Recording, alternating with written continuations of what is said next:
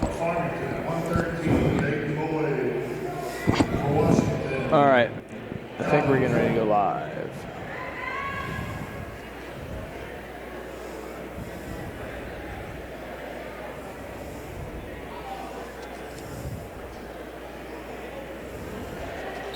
All right, we are live. I'm Colton Wilkerson, and I'm here with Coach Mark Krause, and we're going to commentate some Farmington versus Washington boys varsity wrestling. First up, they're at 113 since the second duel of the night, so they're alternating. Dayton's in on a takedown. For two, has his opponent on his back, looking for a fall. And gets the quick fall. A quick fall in 10 seconds. It's pretty aggressive, got in on a leg, took him down quick, and took him straight to his back. Come on, Tom. It's a good start for the Knights. So going on to 120, Farmington will be open, so they'll forfeit to Washington at 120. So they'll tie up the score 6-6 and move us into the 126 weight class, which is going to be Kyle Crawford. Is it Austin? Austin not in the lineup tonight? I don't know. Haven't heard why, but I don't see him on the bench, so he may be out of town he was on a recruiting trip last week. No, Well, he is here. He is here. Not sure. Anyway, we'll move on. So 126 will be Kyle Crawford, a senior from Farmington. We'll be wrestling either Will Kelpie or Ben Griffin. Now wrestling on that, number 126 for Farmington, Kyle Crawford for Washington, Ben Griffin. So it's Ben Griffin for Washington. They both weighed in at 120, so one of them could wrestle either weight class. Kyle's coming into his senior year. He had a good weekend last week at Neo Show. In on a quick shot. He's on a single leg, changes it off to a double leg. Almost runs it out of bounds and tries to keep it in, but doesn't get down. Back to the center. I said Kyle had a good weekend last weekend. Won the Neo Show tournament. Looked strong.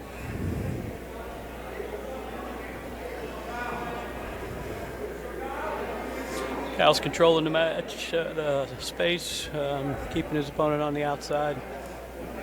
Fighting hand position, fighting for head position, takes another shot. Now he's back in on a single to the other side and gets a takedown for two. Kyle's pretty tough on top. See what he can do on top. He's broke his opponent down.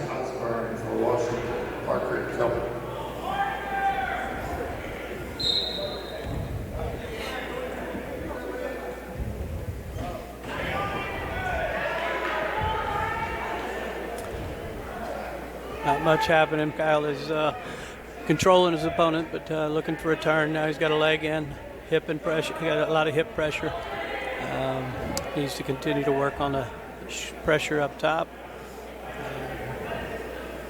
He's keeping his opponent broke down. Now he's changing off to a power half.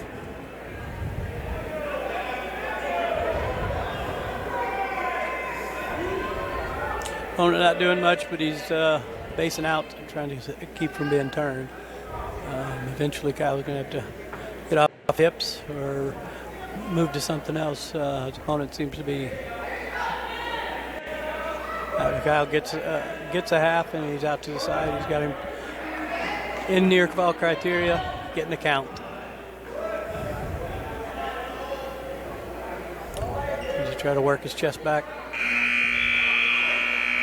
When he gets hanging over the top, he can't keep his chest on his chest to get enough pressure to get the fall, but gets another 3-point, or gets a 3-point near fall, so it's 5-0 Kyle going into the second period.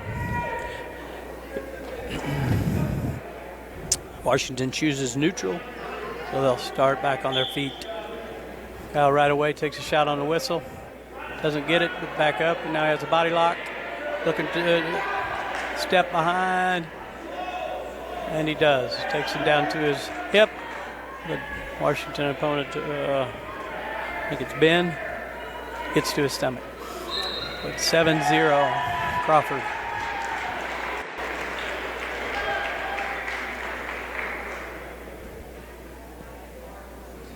I'm not trying to dominate the mic, so. Oh, I know. anytime I you know. wanna I'm jump just in, go observing. ahead. I'm observing. Like I said, Kyle's pretty good on top, so he rides the legs a lot. He's pretty good at controlling his opponent, so looks like he's going to try to get another turn. His opponent's happy to just try to stay on his stomach. Power half, getting close.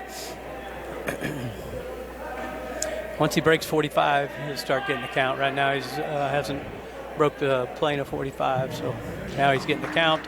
And it's pretty tight. Looks like he may get the fall here. And he does. So, minute 12 seconds in the second period. Kyle Crawford gets the fall, second fall of the night for the Knights.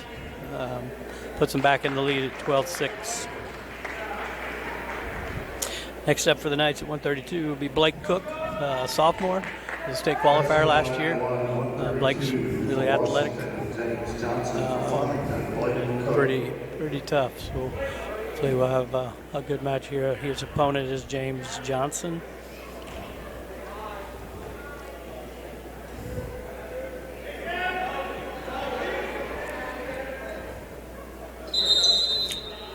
We got a little stoppage before the match. The official wants him to wrap his knee brace. He's got must have a hard spot or something exposed on his knee brace, so he's going to have to cover it.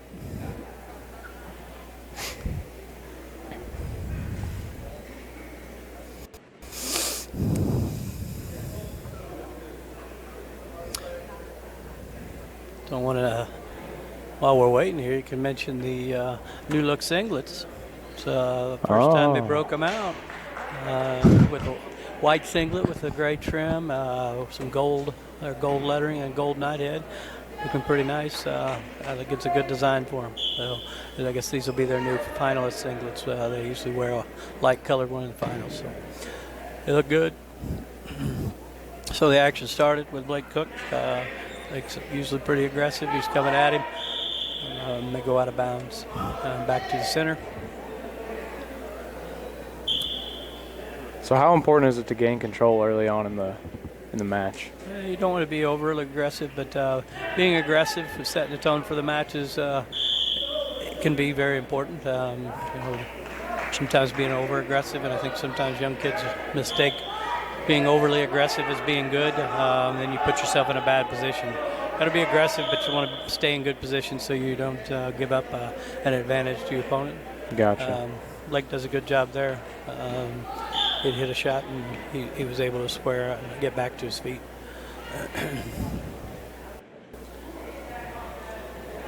I haven't been around Washington as much, so I don't know these names. Washington has been a pretty good program in the past, and I'm sure they have some really good wrestlers. They had. I have never heard of any other sports playing Washington.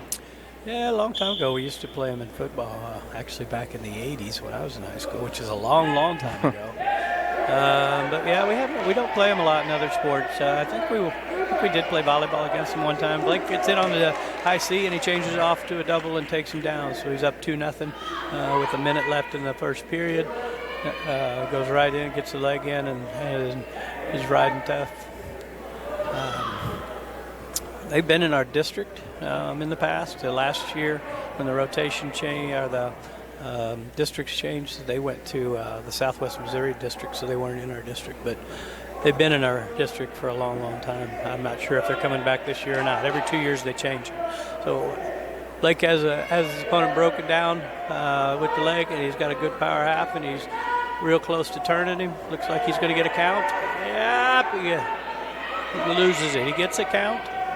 Should probably get a near fall, but it doesn't look like the official's going to give it to him. Must have got a 1 count and then rolled through.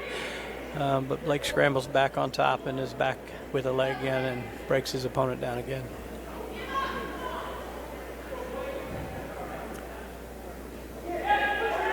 Riding his hip pretty well, but another 1 second count as the time expires. So he's going to finish the period 2-0. Came close to turning him twice, which gives him a pretty good indication that he's going to be able to at some point in the match. Washington's Blake actually chooses down. Washington chooses to release him and give him a free escape and start neutral. So instead of going through the formality of letting him up, he just tells the officials he wants to go to his feet, and they'll start neutral. Washington's been in on a couple shots. Hasn't got in deep, though. What is the purpose of that little orange noodle that they're holding out? A lot of times it's hard to keep up with the official because they're moving when the buzzer's going off, and so it's important for him to. He gets a takedown, makes the score 6-0. I'm sorry, 5-0. Sometimes if the official's moving, it's hard for the person to get their hand on them, so they want to make sure that, especially when there's a lot of there's more than one mat going on. Buzzers can confuse the officials, and they're concentrating on the match. So you want to have something touch them so that they understand that was the end of the period. Gotcha. And they understand if it's in the middle of the situation, they can kind of tell whether it was actually points. So Blake gets another turn. It gets a 2 count this time, but doesn't gets his hips too high, doesn't keep pressure, and now he's in a scramble situation. So does get the near fall, score 7-0, but he gives up an escape, and they're neutral now at 7-1 with 40 seconds left in the second period. Washington's in on a low single, trying to come up in the middle. Blake's doing a good job of locking around the waist, trying to keep it tight. Can't cross your legs here, that would be illegal, so he's got to keep them squeezed and try to hold on here. Not in a great position. He gives up a takedown. So the score will be 7-3 with 15 seconds left.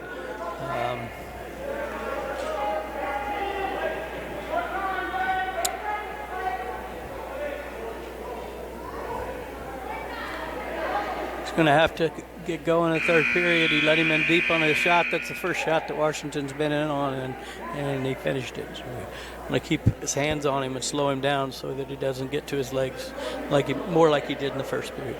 So what does it mean when the ref holds his arms up? That means whoever had their choice chose neutral, or somebody got an escape, and now they're both neutral, so nobody's in control. So there's Blake chose instead of choosing down. A lot of times when you have your choice, you choose down, and escapes sometimes either, but Washington has been pretty good on top at times, so he chooses to go neutral.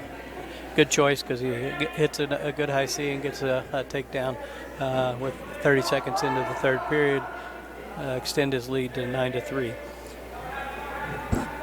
Blake's done a good job of turning him, but once he gets him to his back, he's not keeping much pressure with his legs, so he's giving up reversal and an escape. So he needs to make sure he climbs here and uses his legs. As you can see, Washington's coming into him. Now he climbs. This time he climbs and keeps pressure. He's in better position. Now he's going to jump out to the side with the head and arm. He has a good chance for a fall and gets it.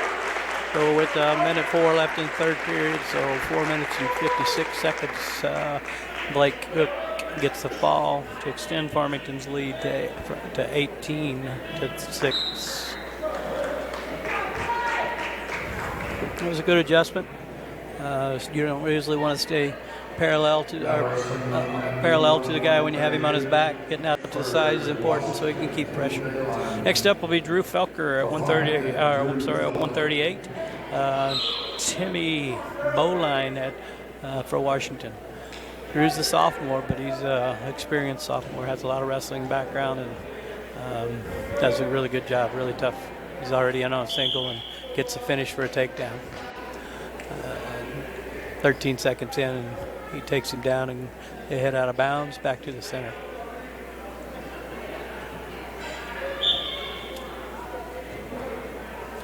Drew is a freshman, was a state qualifier last year.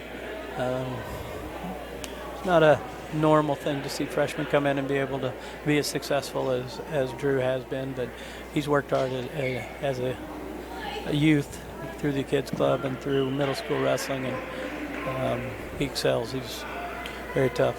Washington gets an escape, kind of uncontested, but Drew's back to his feet, in on a shot. Gotta remember to keep wrestling here. Washington crosses his legs and gets a scissors call, which is illegal when you're in a neutral position and cross your legs on the guy's head, it is you can create too much pressure, so that's illegal. So he gets a penalty that make the score 3-1. Back to their feet. Drew again is in on a double leg. He's got him off his feet and gets the takedown. So, Coach, did you were you with the team a lot last year? Yeah, I try to get in and work out if I can, but I haven't had much time. But I did spend quite a bit of time with them last year and followed them. So from what you've seen compared to last year already, how has the players or the wrestlers? They've progressed. I mean, we're better than we were. Obviously, it's early in the season, and right. Starting late with football, about at least a third of their starters were I playing knew football. a lot of them football players. They're 2 weeks in, so they're not conditioned like they should be, or back to wrestling where they should be. But they had a good weekend last weekend. They won at Nixa, and then they went to Neosho, finished second against a always tough Neosho. As hard as it is to lose to a team, they competed, and they got some improvement to do, but they should compete well this year. I think they have 7 state qualifiers back and returning state champion Austin Wadlow. So they got to progress, they got to work hard, but they should compete well this year. So at the end of the first period, score is 5-1. Drew on top. Washington has their choice. He chooses down. Drew chooses to release him and start neutral. So now the score will be 5-2 to start the period. So do both teams get to choose whether or not they're neutral or down? In the second period, that's what the flip was at the beginning. So we say we have the even matches. So during the even matches in the second period, it'll be our choice. During the odd matches, it'll be their choice. So then the third period, the other person gets their choice. So Drew's in on another high C and gets the takedown. 25 seconds into the second period. Looks like he's about to get a cradle locked up, and he does. Brings it straight back like he should, and puts his knee in the side to get some separation so that shoulder can touch. It's fighting, but needs to settle. If he can step on that thigh, he'll settle him down, and he gets the fall. Another fall for Farmington. I think the score is 24-6. Farmington leads. So I understand how crucial health and being healthy and just being in your top shape when it comes to wrestling. But how difficult as a wrestler is it to keep that shape and meet your weigh in and all that stuff? I'd say it's one of the hardest things about the sport, and one of the hardest things about any sport is to maintain a healthy weight. You know, sometimes wrestling gets a bad rap, and Smokey's in on a shot and takes him straight to his back and getting a count. Smokey Branch at 145. He's wrestling Garrett Poole from Washington. It was in on a good shot, took him straight to his back. But again, it's a balance. You got to be able to eat as well as you can, and so that you're getting the right nutrition. A lot of people, like you said, get a bad rap, and they talk about losing too much weight. But if it's done right, they're in the best shape of their life. They're in the best condition of their life, and they're the healthiest they'll ever be. If they do it wrong, it's not good for you. Obviously, they're not going to perform at a high level. So trying to figure out and making sure you're doing it right. And Smokey gets a cradle locked up, gets a fall. Early in the match, 33 seconds into the match, he gets a second turn with a cradle and gets a fall. Smokey was another state qualifier last year, back for the Knights. Senior, is going to have a good season. Has a good match and gets a fall for us. Colby Vincent and Lewis Obermark. Obermark's a name I've recognized. I can't say if it's the one that they had in the past that was pretty good, but it is a name that is from Washington that has had wrestling experience. So we'll see if this is the same one or if he's experienced. Colby's another senior. Gets in on a low single and moves up quick and gets the takedown. It's on his hands and feet, should be a takedown, so there's 2.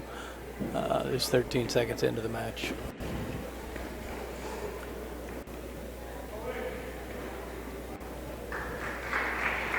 So Colby's a good example of when you're talking about nutrition and health.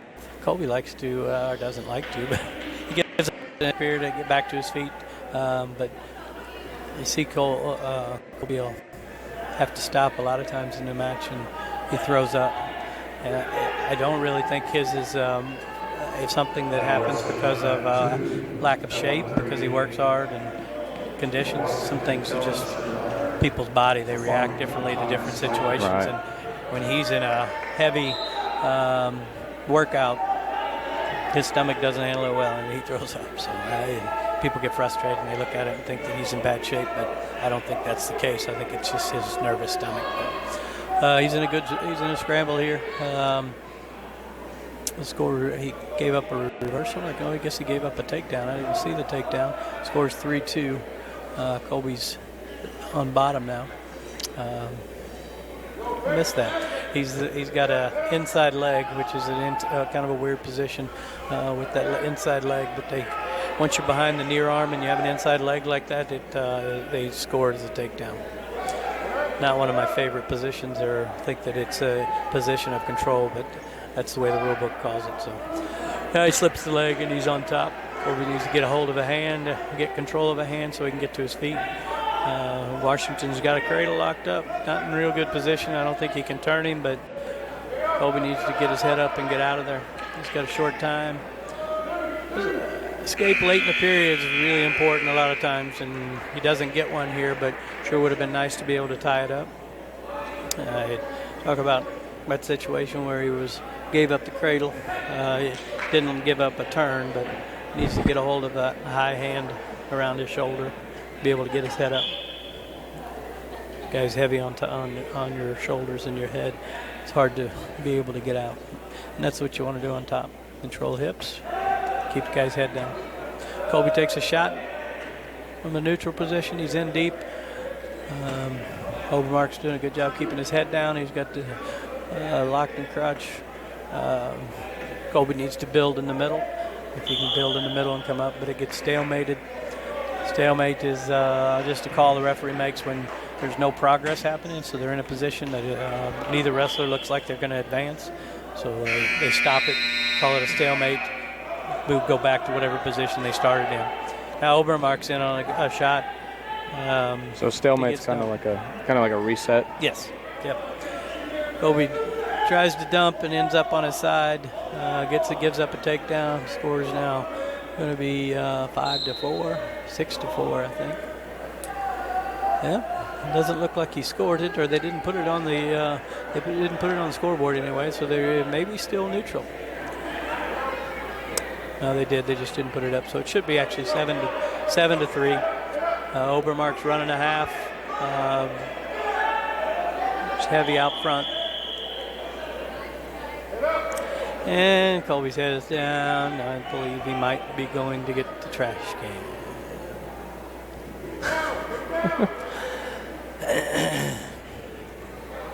Maybe not. Maybe not this one. Looks like he's wiping something up. He may be bleeding.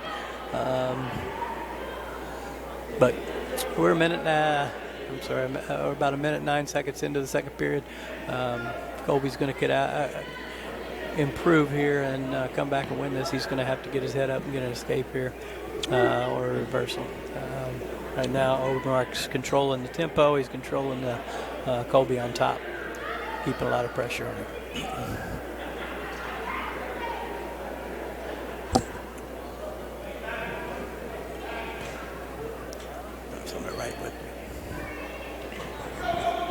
So they do resume the after if he pukes or anything like that, do they still resume? They do. If this one, it looks like it was a blood time. Yeah. I'm not sure. I'm not sure if he's bleeding or if he's actually puked on the mat, which would be bad. Sometimes that can be an unsportsmanlike call. Really? Actually, yeah. If you would do it on your opponent, which is not something obviously anybody wants. So. Needs to make sure if he feels like that he gets a timeout and gets to the trash can. So I don't know if that it looked like that was blood time. Blood time is 5 minutes. You get 5 minutes to stop the bleeding, and then once the bleeding stopped, cleanup time is not counted. So they're back to wrestling. They resume back in the same position with Washington on top and Colby on bottom. Colby's getting ridden pretty hard here. He's running that half and kind of a spiral ride. He needs to get hand control so he can keep his head up and try to get some space with his hips so he can get back to his feet.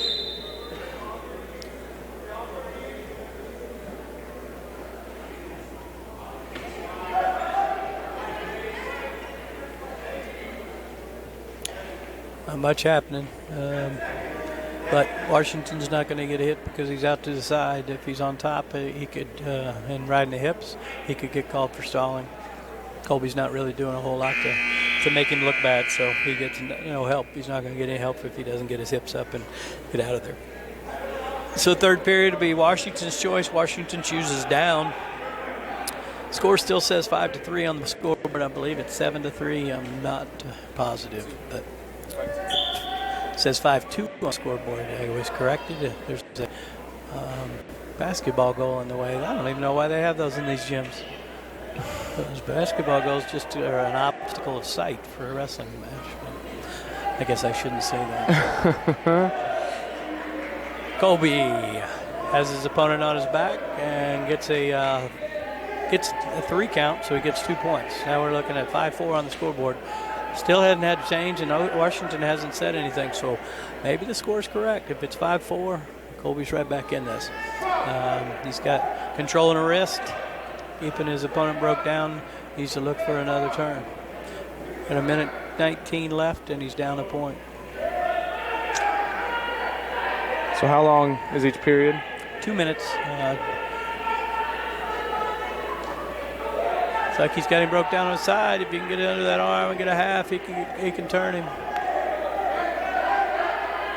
Don't pull him on your hop of you, though. Get your hips up, get your hips up, get your hips up. Right now he's looking for a cradle, but he's sitting on his hip, and Washington is trying to put pressure back into him, but he doesn't. The cradle, and Washington doesn't get out. Needs to break him down here. He's got 41 seconds left, and he gives up a clasping call. He locks his hands around the waist and gives up another point. So now the score is going to be 6-4. It's down by 2. And there's the famous Colby Vinson throw up. So he gets an injury timeout now. He has 2 minutes to recover. Does he have unlimited, can he do this more than? Nope. Well, the second time he gets penalized, they'll choose, the other wrestler will get his choice whether he wants to start in a different position of advantage. So he could put Colby down, or he could start neutral if he was down. So he gets a choice. So they do punish you the second time you take an injury timeout. Gotcha. Blood time's different. Blood time is separate. They don't count on the same chart. But if you get injured, which this would be counted as injury time, the second time you get penalized, and the third time you're disqualified. No, I'm sorry, you're not disqualified third. Until you run out of time. You got 2 minutes. But you will get penalized again the third time. Which I do like that rule. People used to take advantage of it a lot. Take injury timeouts when they're tired, and gives them an advantage. And that doesn't. I don't think that's good for wrestling. So right. Being able to penalize the guy for taking injury timeouts, and I understand sometimes it just happens, but if people wouldn't take advantage, they wouldn't have to make it. So. Right. We're 28 seconds left. We're down 6-4. Colby he's going to have to turn. He's riding. He's got the wrist, but nowhere close to turning right now. He rolls underneath, and he gets a count. He's getting a count. No, he's not. Official does not give him a count, even though he was exposed. It looked like he should. Just don't give up a fall. He was going for a pin, and he ends up giving up a reversal. Trying to help his team, fighting hard to come back, and he gets himself out of position trying to turn, and he gives up a reversal and 2 near fall. So makes the score 10-4. What's the 2 bouncing off the shoulder? The ref It's a gives? signal for near fall points. So anytime, again, if your back is exposed at a 45-degree angle or more for more than 2 seconds, you get 2 points. More than 5 seconds, you get 3 points. But it can't come out, so it's got to be 5 continuous seconds. For those of you just tuning in, I'm Colton Wilkerson here with Coach Mark Krause, and right now that wasn't open. So at 160, we give up another forfeit. Nate Bush from Washington received points. Now we'll see Royce Harris with Ethan Sote. Royce is new to wrestling. He wrestled in junior high a little bit. I think he actually wrestled a little bit his freshman year. Was injured, maybe didn't finish the season. No doubt about the athleticism of Royce. You saw that this weekend at Neosho. Sometimes his wrestling experience catches up with him, but he continues to keep it simple and use that power. He's going to be fine. He hits a single leg, takes his opponent down, gets a quick takedown. The official stops it when Royce tries to return him because it was pretty violent, and Royce is just explosive. So when he lifts, he's going to be explosive. So gives him an escape. I like this. He's not experienced on top. Sometimes he gets himself in trouble. So he gives him an escape, hits a double leg right away, and blasts him off his feet.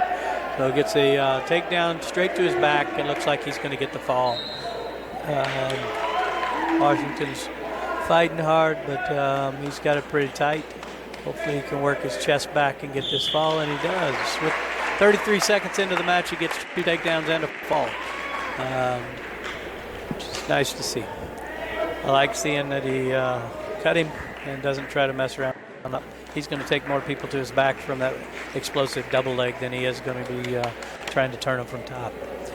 So it looks like Cale and Judd switched to weight classes. They both weighed in at 82 since Cale was supposed to wrestle Colin Muller.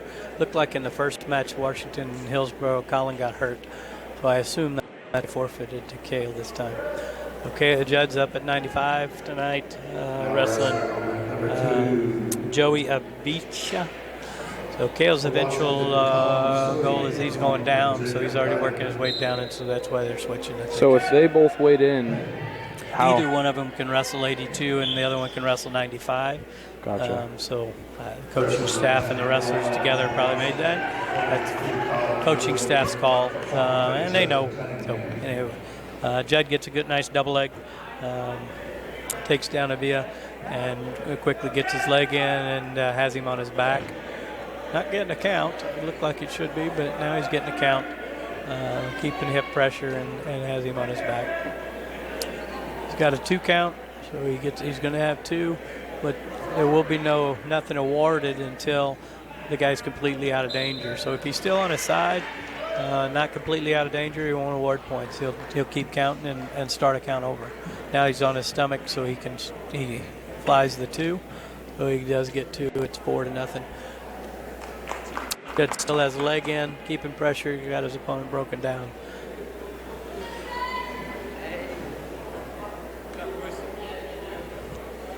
Yeah, so talking about weight classes, if they both weigh in at the same weight, they can choose to move one up to a 1 weight class. At this point, Cale's certified for 82 and Judd's certified for 82 also.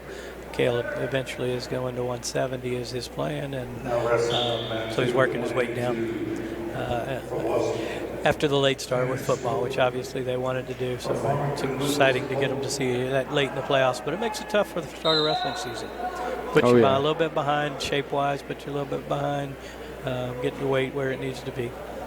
But it's well worth it to get to see them get deep in the playoffs. It was an exciting football season to watch. I think that it's awesome to see how much they can switch the mindset and like how the productivity just changes.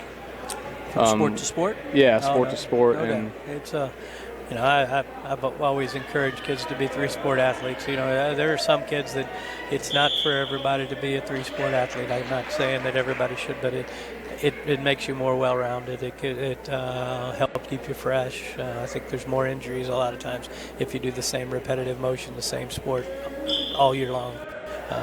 But competing is just being out competing, I think, is good for kids. So, just lifting weights in the off season, It's going to make you better, but I don't think it's going to make you better like wrestling does for football. Right. So I like to see them competing, and I think we got a lot of kids that are competing in multiple sports, if not at least two. Some of them are competing in three. Whether it's basketball, or whether it's wrestling, whether it's track or baseball, competing is good for them and keeps them fresh. Like I said, changing sports, I think, is good for them because they're not using the same muscles, they're not doing the same repetitive things over and over. So Judd Hughes is down in the second period. He's up 2-0. He gets to his feet quickly, and his opponent locks his hands, so he gives up a clasping call. So he's now up 3-0, and right back to his feet, gets an escape. Judd had a good weekend, finished second at Neosho. I know he was disappointed with his finals match. Had a good opponent in the finals I'm trying to remember if he wrestled a Neosho guy. Trying to remember a Neosho or Belton. But anyway, had a good day. Went 4-1 on the day. Won his match at Nixa the night before. So he's had a good start to the season.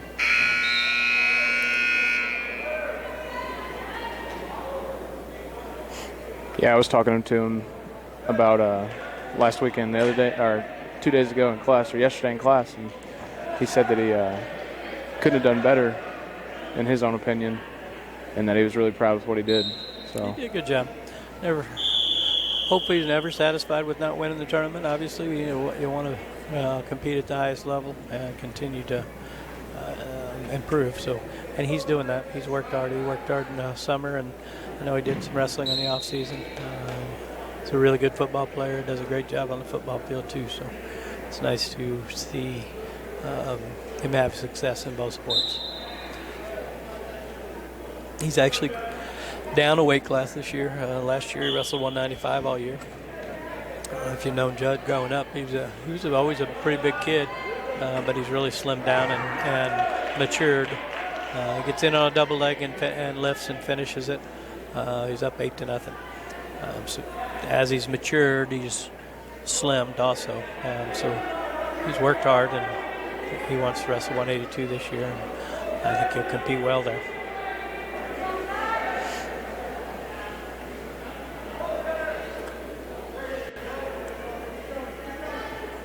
So he's got a leg in, he's got his opponent broken down. He's worked both ways, tried to power half to back to him, and now he's trying to hip across and cross face and try to tilt him to his back.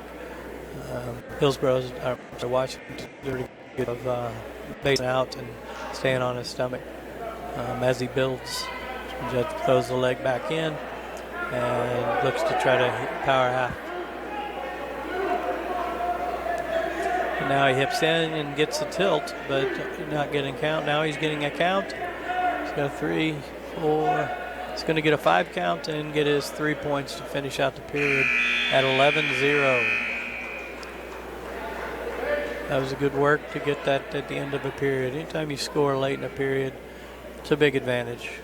Takes them out of your opponent and just gives you a little boost for the next period. He's going into the third period up 11-0. He could be looking for a tech fall, or obviously if for his team, he'll get an extra point if he can get a pin. So he's only going to get a couple opportunities to either score to take him to his back, or he'll get a couple opportunities for a turn on top, and you want to take advantage of those and try to get the fall for that extra point. So in duels, scoring for a win, you get 3 points for your team. For a major decision, which means that you won by 8 points or more, you get 4 points. For a tech fall, you get 5 points, which is winning by 15 points. And then if you pin your opponent, when you hold shoulders to the mat for 2 seconds, you get a pin. So he's 2 away from the tech right now. Right. So once he's winning by 15 points, he stops unless the opponent's back. He gets a turn here, he'll get to try to pin him before they break it. But if he comes off his back, then they'll break it, and the match will be over as a tech fall.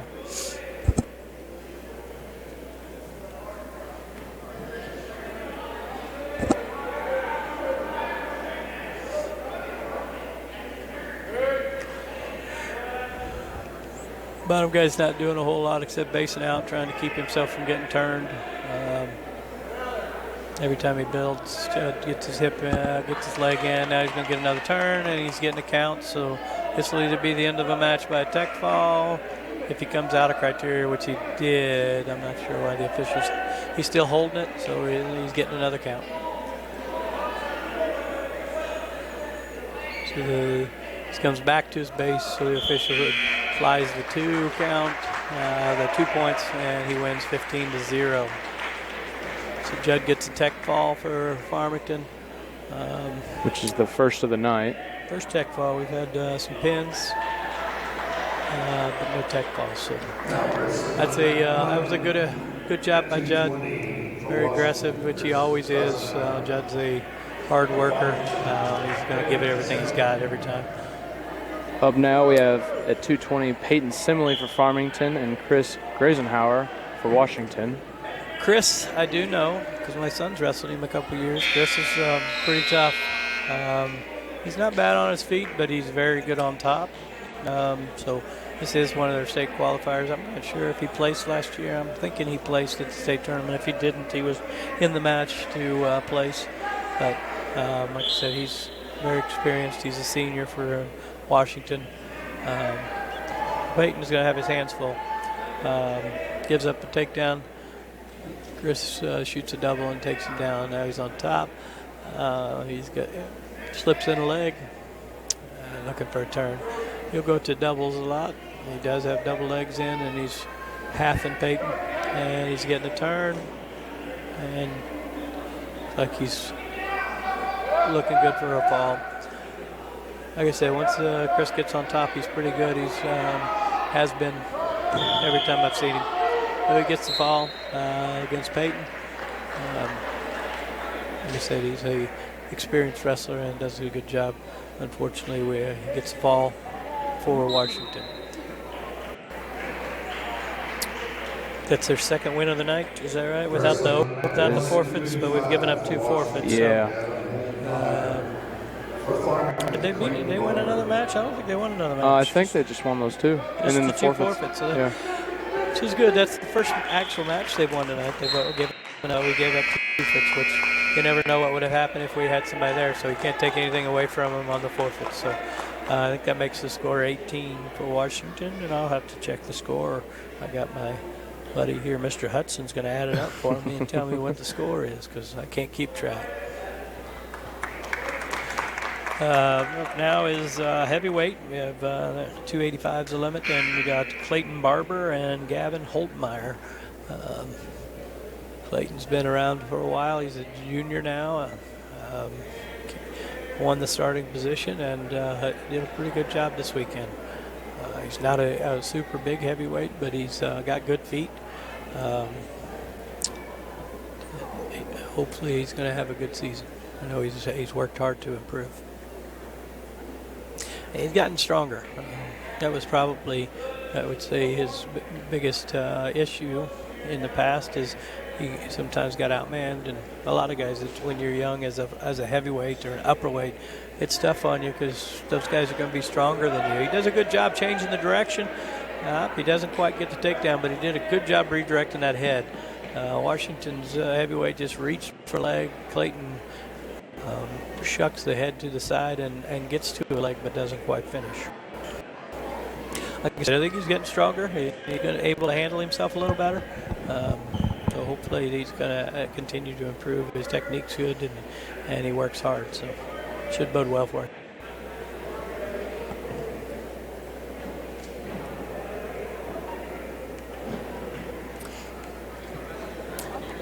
You normally, in the past, you get to heavyweights and you think this is the end of the duel. Since this was the second duel of the night, we started at 113, so we're going to have our 106-pounders after this. And they get a slide by against Clayton, and luckily he ran out of time, but he came down hard on his shoulder, unfortunately. Washington's heavyweight Holtmeyer hit a nice slide by. Clayton was fighting hard to stay on his feet. Holtmeyer dropped in the crouch and lifted, and when he came down hard on his shoulder.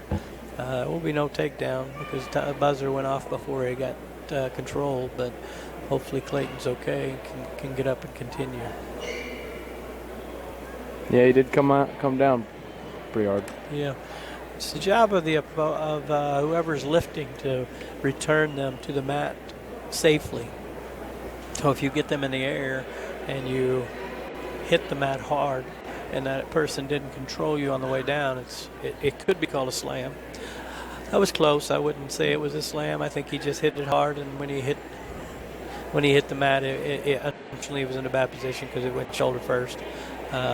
Pretty strong kid, obviously. He's wrestling, and a lot of weight coming down on that shoulder. So hopefully he's okay, though.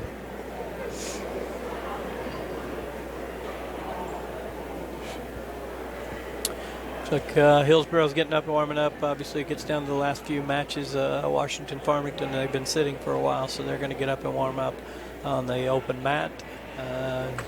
Clayton's getting up. He pushed up off that shoulder, so it looks like he's going to be okay. So right back at it now. We're in the second period. Red has his choice. You got a 0-0 tie. Most of the time, the opponent is whoever has their choice. It's an advantage to have your choice in the second period, because if it goes into overtime and you're still tied, you're going to get your choice first. So it matters who scores first. So that if they're still tied all the way through overtime, the first score wins the match. So that is a big advantage, obviously. So you want to make sure, if you have your choice in the second period and you're tied 0-0, or you think it's going to be a tie match, it could be, then you want to get that first point. So Washington chooses down, gets the escape, and takes the lead 1-0. Clayton's being heavy on the head, which is, I like to see him being physical and being heavy with his hands. Needs to use those hands to break his opponent's position. Heavyweights aren't going to be real active on their knees, hopefully. Most of them are going to score from getting an angle, bringing the other guy's head down, being able to circle behind, because they're a little quicker on their feet than the guy is on his hands and knees. So sometimes heavyweights put themselves in bad positions by thinking they got to hit their knees and shoot constantly. You see heavyweights that shoot. They're agile heavyweights that can do it, but just not quite as often as you do at the lower weights. It's probably Clayton's advantage not to hit his knees. Same with Washington's opponent. Doesn't look like when he hits his knees, he moves very well. Either Clayton gets a shuck and he's got a chance to score here. He's behind. He's going to have to keep his hands locked, and he doesn't. Washington gets away from it, so no score. He did a good job getting behind again. He's going to have to find a way to get his hands locked and be able to get him to the mat, though. He's done that twice and not been able to finish. Hopefully he can hit another slide by and get to the side. He needs to get an angle. Straight behind's hard when you got somebody that big in front of you. You got to be pretty strong to be able to lift him straight up and take him to the side. So hopefully he get another opportunity. With 4 seconds left in the second period. The period to end now at 1-0. Washington's got the lead. Clayton's going to get his choice now, so he's going to choose down. Hopefully we're going to tie it up and be back to our feet.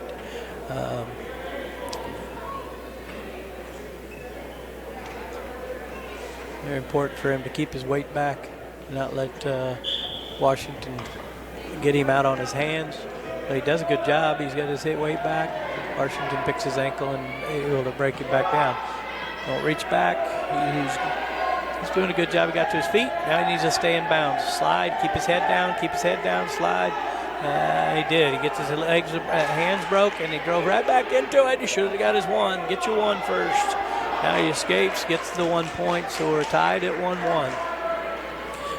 He tried to score off of it before he got his one. You really want to get that one first to make sure that you're tied up, and now you have an opportunity to win the match. We'll see if he can hit a slide by or redirect that hit again and get to an angle. Right now you see the guys staying right in front of each other, and then it's hard to score on anybody if you're right in front of them. Your best defense is your first line of defense is your head. So you got to beat the guy's head, you got to beat his hands, and try to create an angle. What he's trying to do is create both of them. You see it with their hands. There he goes. He hits himself out of position there. sometimes wrestlers and they want to win so bad they try things that put themselves in a bad position to do it. You're in a 1-1 match. He didn't need to take that chance there. He needed to be a little more conservative. And I like aggression, but that was not a good shot by Clayton. You get somebody that big and you get yourself extended with your head down like that, you're going to get taken down, if not turned to his back like he did. But it was a good first 2 periods. I thought he wrestled pretty well. I'm glad he didn't hurt his shoulder seriously, but ends up giving up a fall. So my buddy here, Mr. Hudson, has added up the score. I'm sure of it by now, and I'm still waiting on it, but he hasn't given it to me. He's keeping me in suspense like everybody else. I know we're winning, which is very important, but I don't know the score. Up right now at 106 is Nate Schnurr and Devin Deckelman for Washington. Nate's a sophomore, I think, this year. I think he wrestled last year. He was pretty undersized. Looks like he's growing a little bit and growing into the weight class. I saw him get a couple wins at Neosho, so you're seeing some improvement. Physically, it looked like his biggest thing is getting physically stronger, and looks like he's doing that. So hopefully he's going to continue to improve and have a good year. Gets in on a good shot with his head down, gets stuck in the middle. Needs to try to build up and come out the middle, but wasn't able to. So they get a stalemate, back to their feet, and now he's right back in on a single leg, dumps him to his hip. He's coming out the back. He needs to get pressure back on that ankle. If he gets pressure back on that ankle, the Washington guy's just trying to hold that ankle and be able to roll underneath. He needs to pressure back onto that foot so that he can ready to get his head up. High man's going to win. So you got to get your chest and your head up. The defense has gotten so much different than it used to be. Everybody used to just sprawl, and if you didn't stop a shot with a sprawl, you were in trouble. There were a few tricks to trying to get out. Now it's all that funky roll stuff, and everybody's grabbing back ankles and rolling underneath, and it changes. It's changed things a lot, but you still gotta have a good sprawl. You see this Washington 106-pounder was able to get a stalemate out of it. Didn't score, but was able to get a stalemate out of that back ankle. Just grabbing it, rolling underneath, and holding on. But hopefully, he takes a shot without getting inside position and gives up a takedown. A little bit of over-aggression. You have to beat the guy's head and hands before you can get to his legs, and he didn't do that. Hit his knees. Washington was able to snap him forward and take advantage. And it's crucial that in the last 10 seconds, you don't want to take that shot. So that showed a little inexperience on him. But we'll go into the second period, 2-0 Washington. So I know that every sport you got to have a certain mentality, but how does your mentality change? How does it differ in wrestling compared to other sports, if it changes? I think there's definitely a difference in this sport than any other, I believe. I think you have to be confident in this sport probably more than any other, because there's nobody out there going to help you. There's nobody out there that's going to make up a difference. So if you're not sure that you can be successful, you're not going to be. So I think having a positive outlook of it going into any match is huge. So I think confidence is big. Doesn't mean cockiness, but there's an air about people that are confident and they know what's going on. And sometimes you see that in people that talk a lot. They're not as confident as they seem to be. But you definitely got to have confidence and have no fear. And you can't say anybody's got no fear, but that's what you're looking for. Not to be afraid to make a mistake. Too many people are afraid to take a chance and make a mistake, and here you see Schnurr fight out the back and get a reversal. So that was big. He was in a bad position and ended up coming out the back and tying the score up 2-2. So I think, like I said, any sport you have to have those same types of mentality, and it helps you in any sport. But in wrestling, above any other, you can't hide behind anybody. There's nobody going to come out there and do it for you. So if you're not confident, you're probably going to not be very successful. Schneer's got a cradle locked up and gets a count. I can't tell if he's holding 2 or 3. It looks like he's holding 3. So it's going to give him a 3-point lead at the end of the second period, be winning 5-2. It was huge. Had a great period for him. Fought hard to get out of that bottom position, get his reversal, and then went to a cradle. If he'd have locked his cradle a little closer to his hands closer to the head, he might have been able to get a fall. But they would take the 3 points and a lead going into the third period.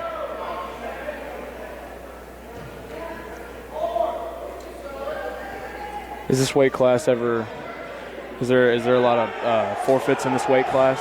I would say it's probably the one with the most. Obviously, the top and the bottom. He gives up a takedown here.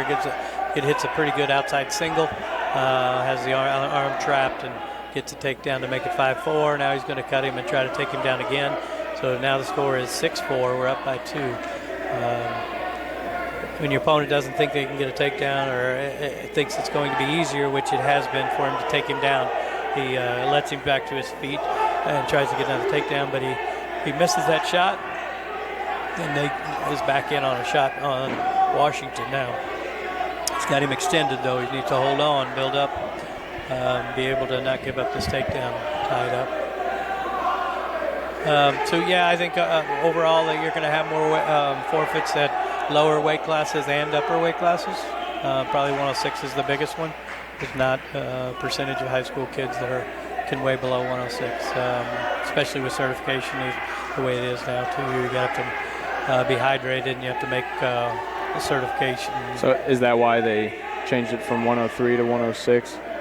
Or is that I think that they do surveys, and they take the data on how many weight classes have forfeits, how many kids are weighing in at every weight, and they enter it. And I don't know if they did it for 1 year, 5 years, 10 years, but they do it over a period of time, and then they figure where the most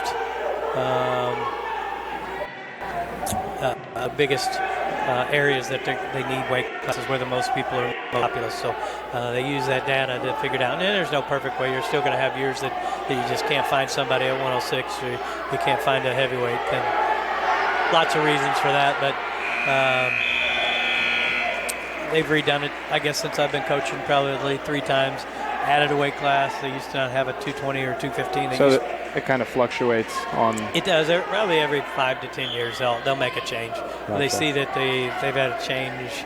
Where people start. We're going to overtime here. I'm sorry. We'll keep talking about wrestling for a minute. But Schneer takes a shot. We're 6-6, and in overtime, first score in this minute wins. And it looks like Schneer gets extended. He was close to scoring, but now Washington almost scores, and no, it gives up a takedown. Not sure it was a takedown, but it was close. The official scores it and gives him 2. He still had the leg, and he was over the top of that leg, so the shoulder was behind the leg, but kid comes on top and puts his leg over the top, and the official scores it 2, so he loses 8-6, but in a hard-fought match. Again, a couple spots there where he was a little over-aggressive and put himself in bad position. Again, in overtime, he took a shot straight on, didn't create an angle, made it tough on himself because he's extended. That's the same thing he did in the first period. He took a shot straight on and gave up a takedown. So you take either of those away and he wins that match. So that's something I think with experience and Coach Krause will make sure that he understands those things. And so I'm sure he's going to keep improving. I'm sure a lot of the wrestlers will wrestle again next matches, and matches like those where they're into overtime and they're obviously very fatigued. That's a tough spot. That's a tough situation at that end. At that point, you're exhausted, but so is your opponent, and that's where I think we've always got a pretty good advantage on our opponents because Coach Krause does a great job training guys. And this isn't the time of year that we're going to be in the best shape. There's no way to get in the best shape of your life at the beginning of December and hold that till February. So he does a good job of trying to find a small peak right before Christmas, so you've got 2 months. You get ready, and you're close to where you want to be right before Christmas, and then they push really hard during Christmas break and beginning of January, and they're really tired during January, and then you get to February, and they start coming back, and they let them recover. But John does a really good job of getting them where and seeing where our guys are and knowing what their bodies look like and being able to adjust and do the right things to get them to peak at the right time. Gotcha. Are they tired in January because they just got done with Christmas and Thanksgiving? No, hopefully not, because you try to keep them in the wrestling room all Christmas break. Right. So that, the guys are going to do what they want to do when they're not in the room. They're going to eat bad if they want to eat bad. They're going to eat good if they want to eat good. If they want to be successful, they're going to eat right. And right. Everybody thinks you're punishing yourself by not eating, being a glutton, but you're not. You're helping yourself be in the best shape of your life. We all should do that. I definitely could push away from the table a lot more. So, being in the best shape of your life, it means you have to eat right, you have to sleep right, you have to do the right things, conditioning, and all the never discipline. in my life in any other time besides when you're training for wrestling have I ever been close to good shape. So it's a great sport. It's a great sport individually. It's a great sport that you spend time with some of your best friends you've ever had and have the best times you've ever had. We've been very, very successful at times, and some of those memories those kids have are going to last forever. Obviously, that's not the most important things in their life. They got raising a family, and the rest of their life is important. But they're pretty cool things, and it gives you a lot of things that you can take into life and that help you. Just like all sports have great benefits. That's why schools offer them, because they're going to help you grow and help you be a better person. Definitely.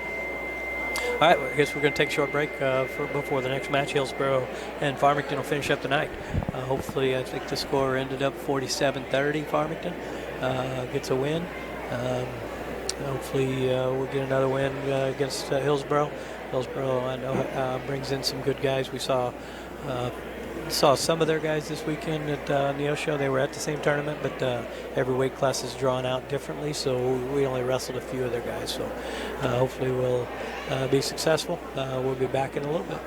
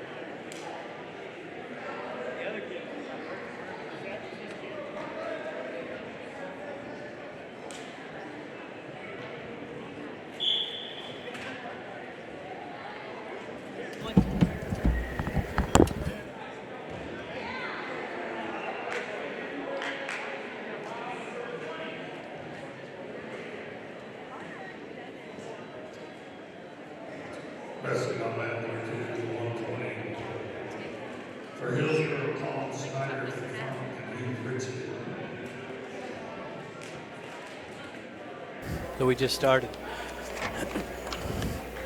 You live? I don't know. She'll tell. Yes. Okay. So Farmington is the third duel of the night, so Farmington's second duel, but we will start at 120, which means that we give up a forfeit again. And I'm not real sure what's going on with Austin tonight, but he's not wrestling. So we are giving up a forfeit. And now we're at 126, Kyle Crawford and Evan Morris from Hillsboro. Kyle starts pretty aggressive. He's heavy on the head and chases him to the boundary.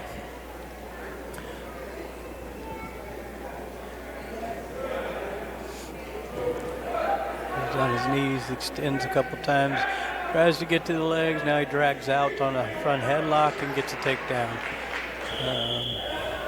He's right in trying to look for a cradle. It's close, but he can't quite get it. He's got the arm trap and go and get to the other side and work to get an angle. He's back on top of the Hillsboro, bellies out. Cal likes to spend a lot of time on top. He does a pretty good job. He's kind of got a leg in. Now he's trying to power half. Like he's trying to power half to get that near fall. He's close. But not quite there yet. So now he's climbing. When he climbs, he gets his hips up, and now he's getting more pressure on the head and gets the near fall. He's got a count. He's got a 5 count. He's close to a fall. He's pretty high. If he can get his legs locked and arch, get some pressure, he's going to be real close. He's trying to work his chest back. When you got somebody on your back, the best place to be on top is to have your chest on their chest and get more pressure. So he works his hips back. He's able to get a fall. So with with 23 seconds left in the first period, so a minute 37 into the match, Kyle gets the second pin of the night for a 6-0 lead for Farmington. I'm sorry, it's not a 6-0 lead. We already gave up 6, so it's 6-6. Ties it up. Wrestling on mat 132 for Hillsboro, Jacob Short. So a forfeit is worth 6 points? Yes, sir. Yeah, which makes sense, because if you put somebody out on the mat and the other team doesn't have anybody, who's to say you wouldn't have pinned their opponent? So, right. I mean, it should be equal to the most you could get. Otherwise, sometimes if you're going to get pinned, people would just forfeit on purpose and give up fewer points. So I wouldn't do that, but right. I know others. I like to lay it on the line and see what you got.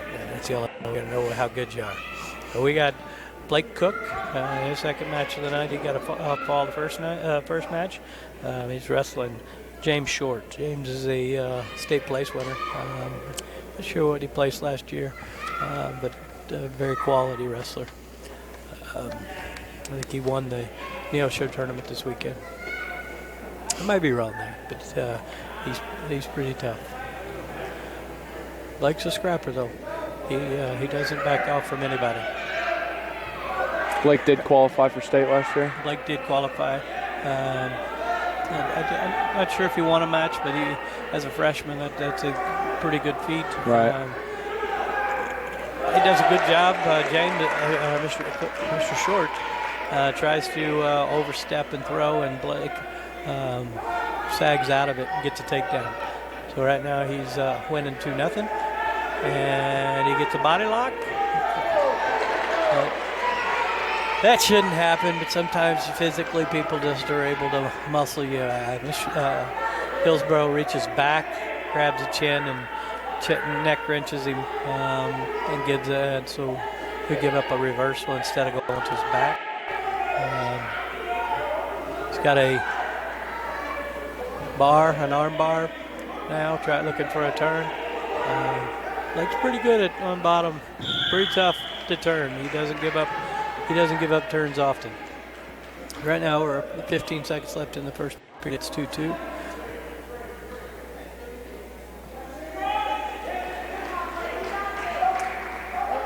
Does a good job.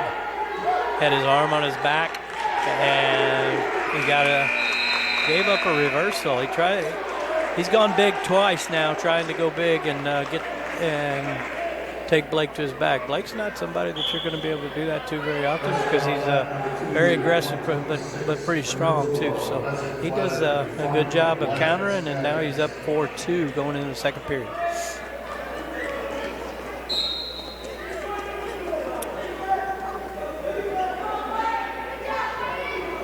You see that both times that Blake scored. James tried to go big, and when you put yourself in a bad position trying to look for something big, if you're wrestling somebody that stays in good position, it can hurt you. So it's good to see Blake staying in good position there and being able to counter it and score off of it. Can't be impatient, even if you're probably technically should beat somebody soundly, and that's what it looks like Mr. Short thinks he's going to do, and Blake keeps coming out of it in a better than he does. He's trying to force things, and Blake does a good job getting another reversal. He needs to get his hips back, though. He's too high. When you ride those hips that high, you're going to give up a reversal, and Blake does. It's now 6-4. Blake's still got the lead, but he needed to keep his hips back when he has that leg, and seems to do that sometimes. He just needs to be patient, stay in good position, and try to keep from getting turned, and let James continue to make mistakes because he seems to have done that so far in the match.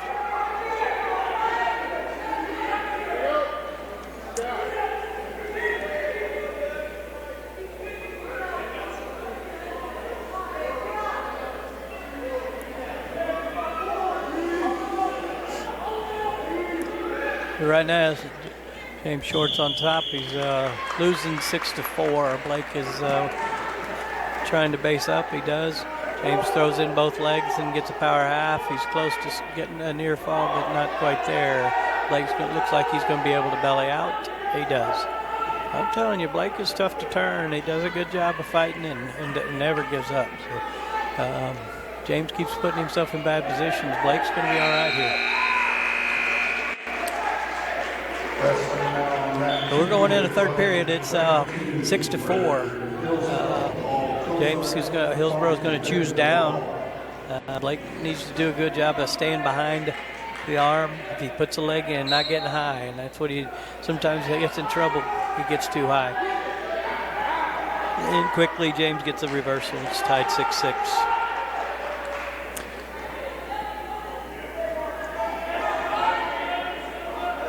James right away throws in a leg, and he's hipping in. You can see when those guys get good leg pressure, the other guys, the bottom guy's hips will come off the mat. You see him arch those legs, and it creates a lot of torque. That's what he's doing with his legs. But he's high again. Blake's going to come out the back. It looks like he may have a good chance of scoring. And if he does, this time he may be able to put him to his back. Nope.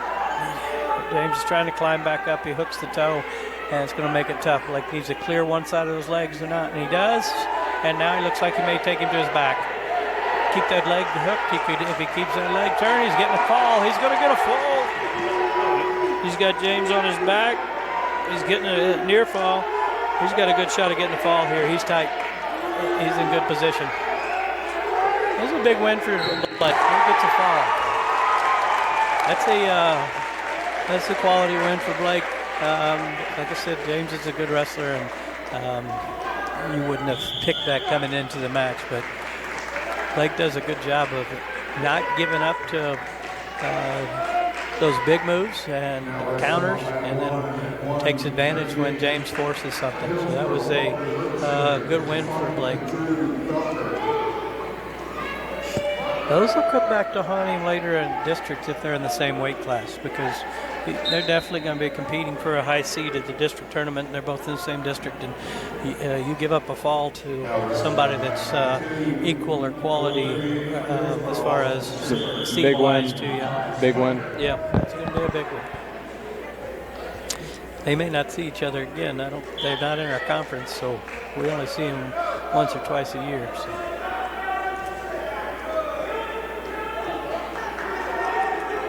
This Litzinger. Yeah. This is Dalton Litzinger against Drew Felker. They wrestled this weekend in the finals at Neosho. Litzinger ended up pinning Drew. He's a tough kid. Drew's another one that'll fight hard, and does a really good job.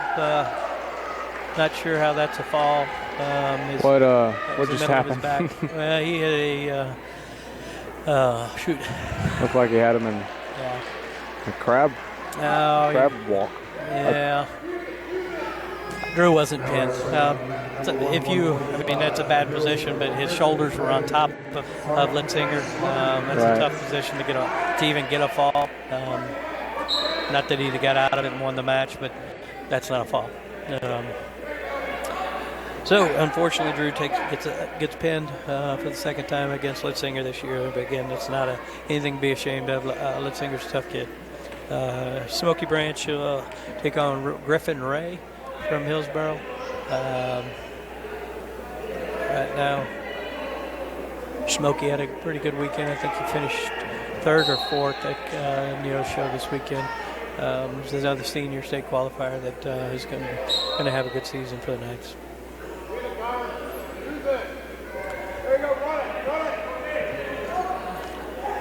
A little bit over pressures there, yeah. Smoky sometimes gets over anxious. You see how he's coming forward. The guy used his pressure and passed him by. It's not sometimes you don't want to over pressure because that's what the guy uses that pressure against you. That's what he did. Luckily, he was able to counter and not give up the takedown. Being aggressive is great. Being over-aggressive can hurt you. Just like Mr. Short last night in the match against Blake. He was probably more overconfident than he was over pressure and trying big things that are tough to do against good people. So you definitely got to play smart. Yeah, wrestle smart. And you don't want to be tentative. When you hit something, you want to hit it. But there's no reason to put yourself in a bad position to try to score until you've broken the other guy's position, and that's basically what you're trying to do on your feet. You're trying to break his position to create an opportunity for you to be able to get to a leg or get to a front headlock or get to a position that you can score out of. So you hear coaches yelling heavy hands or create an angle. And those are things on your feet that you're trying to do to get to a position to score. It's not as much that the heavy hands or the setups are going to score for you, but they're going to get you in a position that you can score with something. Right.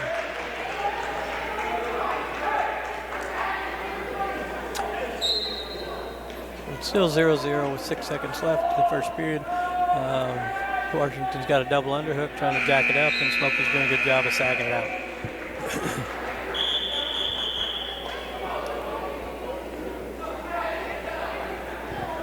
So the second period, Smokey chooses down. He'll start in the down position and hopefully score first. Is it common to see nil coming out of the first period? In good matches against people that are equally matched, you see it a lot. Closer and closer you get to the finals matches and tournaments, and you watch college matches, you have lots of matches that go 0-0 in the first period and 0-0 in the second period. And people think that's boring sometimes because they don't know what's going on, but there's so much action that actually happened. Right. It doesn't mean, just because nobody scores doesn't mean there wasn't action. Such a precise match. Yeah, and there's such little things that can happen that the guy had to do to counter that nobody, if you haven't watched the sport your whole life for very long, you might miss it. But a lot of people think college wrestling's boring.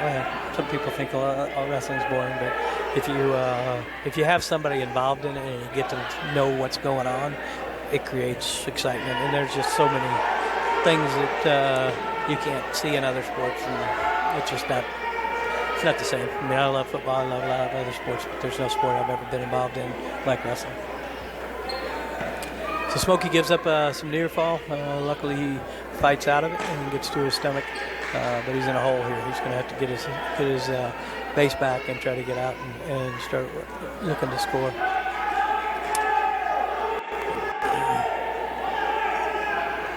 Ray has his leg trapped and he's working for a cradle. He's come over the top of the head and he's working that leg back, or the head back, and he's got his hands locked. Smokey's in a pretty good spot on the edge of the mat, so hopefully he'll go out of bounds. He can be out of bounds on his back, but if they're out of bounds and the other wrestler goes everything out except 1 point of contact, then they'll blow him out of bounds. If they have 1 point of contact in them, but they're on their back, they'll continue to wrestle. Smokey's back to the center, and he's on his feet. He needs to break those hands and get to be able to get an escape or reversal. Ray was able to put him back to the mat. He hits a roll, and he's closed out, but he's going to run out of time.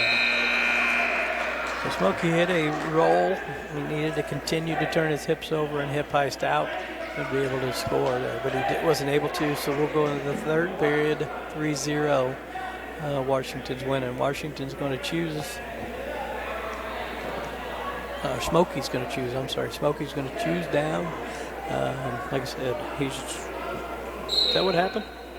I thought Smokey chose down last period. Oh. If Smokey chose down last period, I think this was Washington's choice, and I guess he chose top, which obviously he did a pretty good job last period. He turned him, and he also rode him out the rest of the period. So obviously that's one of his best positions, so he chooses top and thinks that he's going to have the advantage. Hopefully that'll turn out well for Smokey. But he's got a arm barred now, and Smokey flat on his stomach. It looks like he's going to get another turn. He does. So he's got Smokey on his back in a bad position and gets the fall. I think he knew what he was doing when he picked top.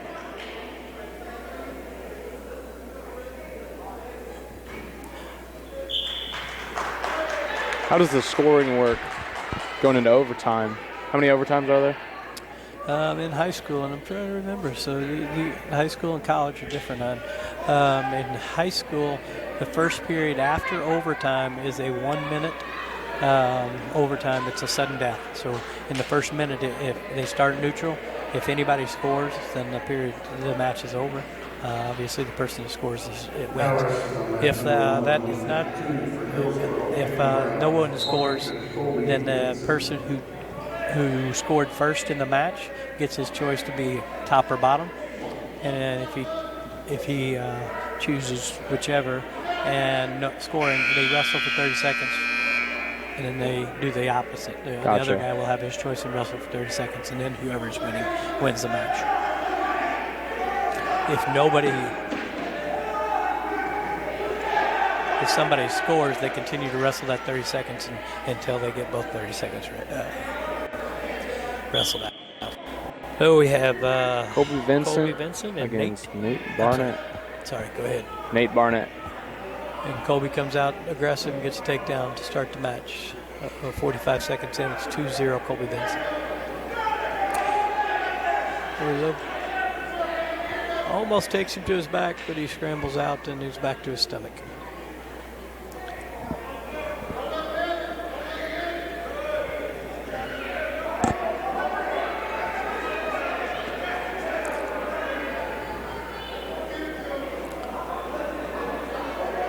Kobe's working for a cradle. Looks like he's about to get it locked up. He's just driving. He's got his hands locked, and now he's got a cradle locked, and he gets the fall.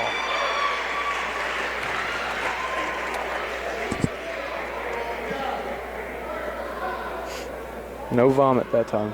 No vomit, that's a positive. That's always bonus when you can go a match without having to get sick.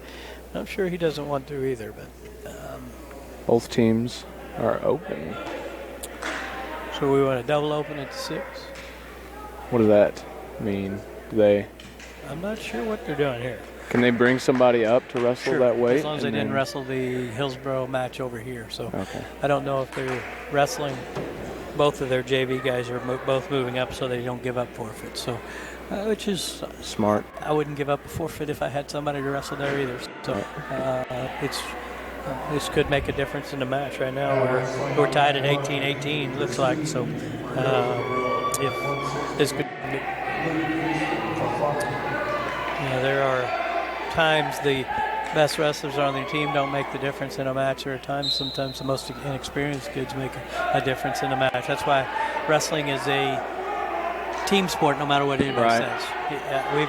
We've won state championships as a team and won big duels and been undefeated in dual tournaments, and that there's a lot of team aspect to wrestling that people don't always see. So, This is could be a big swing part of the match. So hopefully it goes well. So do you have their names? I don't. I do. He said them, but I could not really understand them. Is it Luke Houston? You know if that's Luke Houston and Ethan Pruchin. Luke Houston and for Farmington and Ethan Pruchin. Looks like the score is 2-2. Luke gave up a takedown, but he got a reversal with 45 seconds left. I'm sorry, with a minute 5 seconds left in the first period. Not positive that's his name, but I'm going to call him Luke because that's what's listed on the sheet. And he's got a Hillsboro on his back and gets some near fall. We're now a 4-2 lead for Luke. He's pretty excited, and they go back to the center. Farmington will start on top.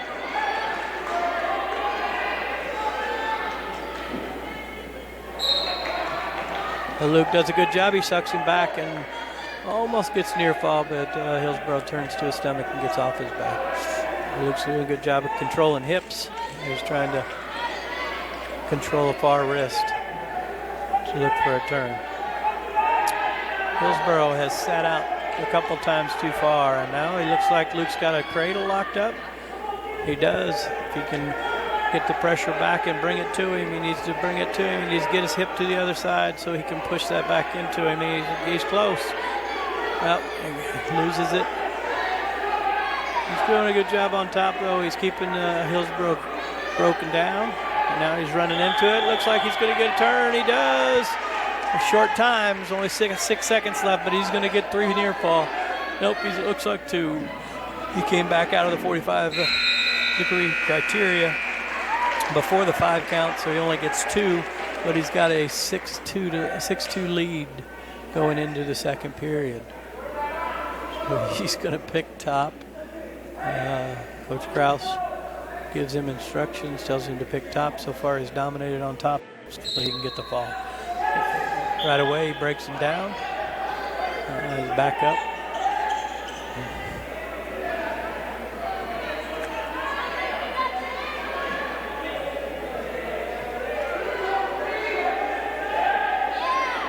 Like I said, there's strategy in all these duels that people don't always see, and I'm not sure which coach said first he was going to bring up his JV kid and wrestle, but seems to be an advantage for Farmington right now. He's got him on his back and gets a fall. Luke does a good job working up, coming off of the leg and getting the fall. Does a good job adjusting. Hillsboro, you could tell, was a little bit inexperienced, and he was fighting hard, but he turned himself, and Luke did a good job of controlling hips, and then he worked up to his chest and was able to get a fall. So Farmington will take a 24-18 lead in the match, and Royce Harris.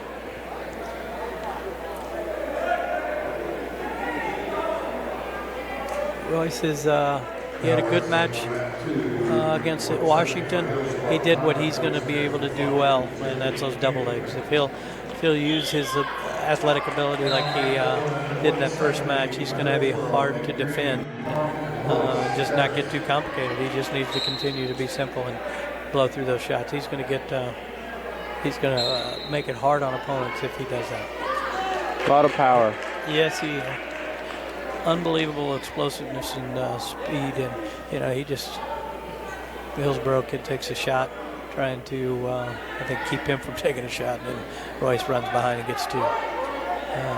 Sometimes physical stature doesn't always lead to a win, so I'm not going to take anything away from Miss Hillsboro there. His name is Nick Green.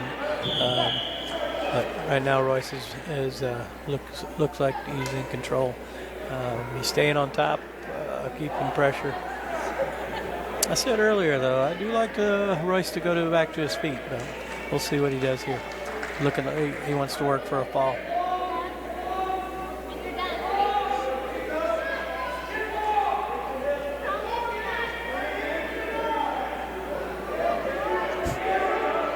He's got a cradle locked up and does what you're not supposed to do because he thinks because he can, and he does.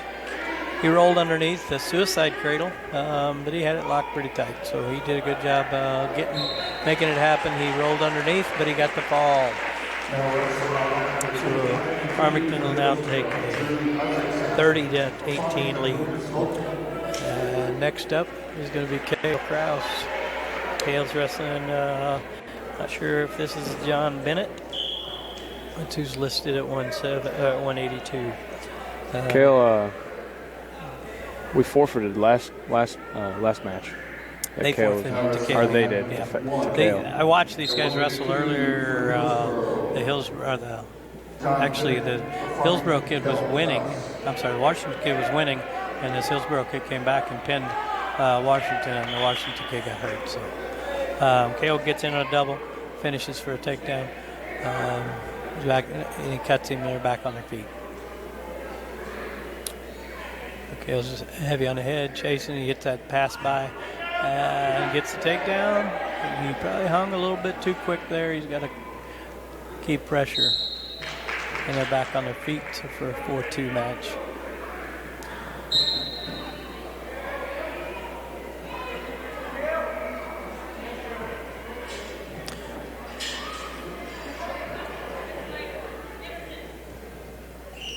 Last weekend, Cale wrestled at 95. He's working his way down to 70, so they both weighed in at 82 this week. And after Christmas, Cale worked down to 70 is his plan.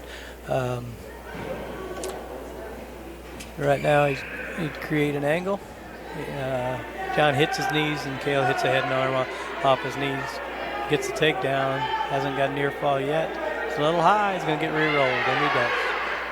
So he gets a little too aggressive on trying to go for a pin.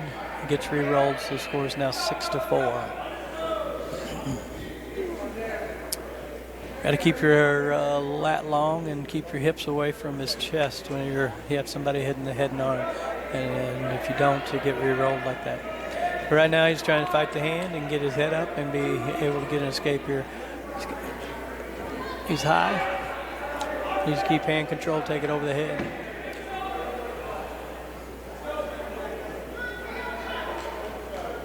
And he does. He takes it up. Now he's to his hands and feet, but he needs to get his hips forward. That's not where it would be. As he hit a roll, wasn't there. Ends the period on bottom, winning 6-4.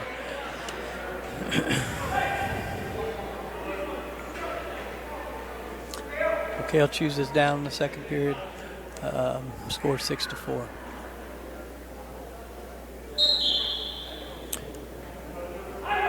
He's get hand control. He does. He squares up. They're on their feet. They still haven't given an escape. Still no loss of control. Cale sprawls. They stay in bounds. Now he's got his head covered, going to a front headlock. We'll be in good shape here. He gives one for an escape. He's got his head deep in the hole. This is tight. He's going to look for a front headlock, try to get to that leg so he can circle behind and get the takedown. He's going to now get in a hurry. He shucks it by and gets the takedown. Makes it 8-4 or 9-4. I'm sorry. Now he's on top. He's got looks to hit a cradle and misses it. Gives up an escape. Now it's 9-6. To be over aggressive and try to get behind before you're ready, and you put yourself in bad position here. So you need to be patient. Make sure he controls hips. Be active right now and move his feet. Right now, there's 20 seconds left in the second period. Neither guy's attempting much, both on the heads. Needs to create an angle like we talked about earlier. You need to get those hands moving, feet moving. And if your hands are moving, feet are moving, he does. He hits a double leg. A good one comes off his knees and runs through to a double and finishes the double when he's finished the period on top. Thought we were out of time. I'm sorry. We still have 20 seconds left. Score is 11-5.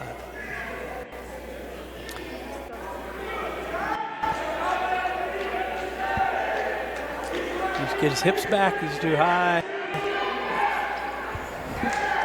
going to give up. Going to give up a clasping call, lock behind, right around the body, and gave up a penalty. Now we're at 11-7. I'm sorry, 11-6. Hillsboro will start down, but I'm sorry, the period wasn't over. Still a second left in the period. The score is 11-6 going into the third period now. Hillsboro is down, and Cale will signal that he wants to start on his feet, so he'll give him an escape. Now it's 11-7.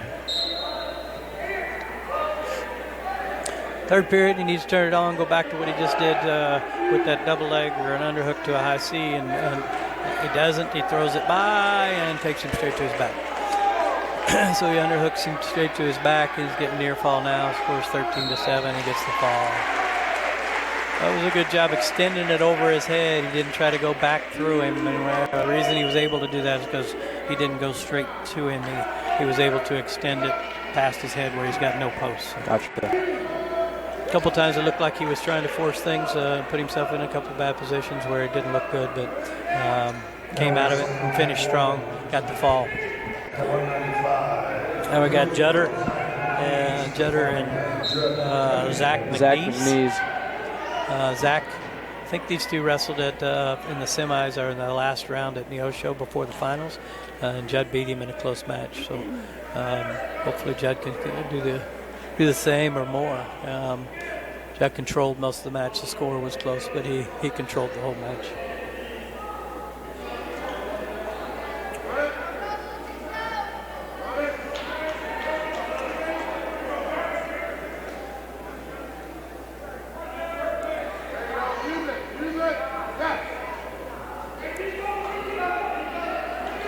So right now the score is 36-18. Can't talk about how much that the difference in that JV, the two kids that moved up from JV and got the and our Luke got that fall for Farmington. One match like that, changing the score, giving up a forfeit, and we're at 30-24 instead of a 1 point or one match difference. We're now at a 3 match difference. So that's a big swing. That was big. Judd had the Tech last match. Yeah, he scored early and scored a lot. So this one, it'll be closer. This is a tough opponent. Like I said, it was a close match, but Judd controlled most of the match. So. He just needs to continue to be aggressive, continue to be heavy with those hands. See how he's trying to get an angle when he takes that guy off his head and tries to create that angle. That was a good job. Turn the corner there instead of reaching straight. A little bit of angle would make a difference. Both guys. But they both do a good job defending.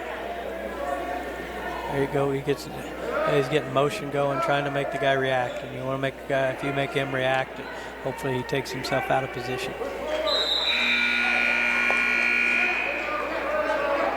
So we end the first period 0-0.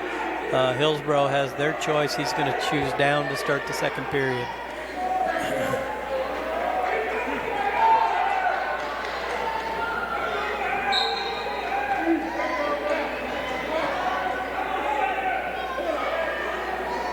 So Judd gets both legs in. A little high. He needs to fight that power half and be able to get his leg back. He's got a hold of his own leg now, but he's a little high.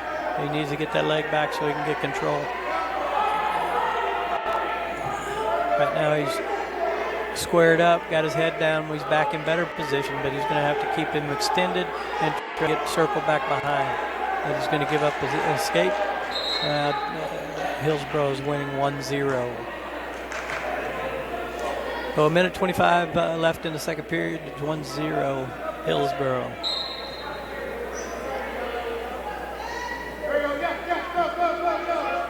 Judd just needs to create an opening so that he can attack.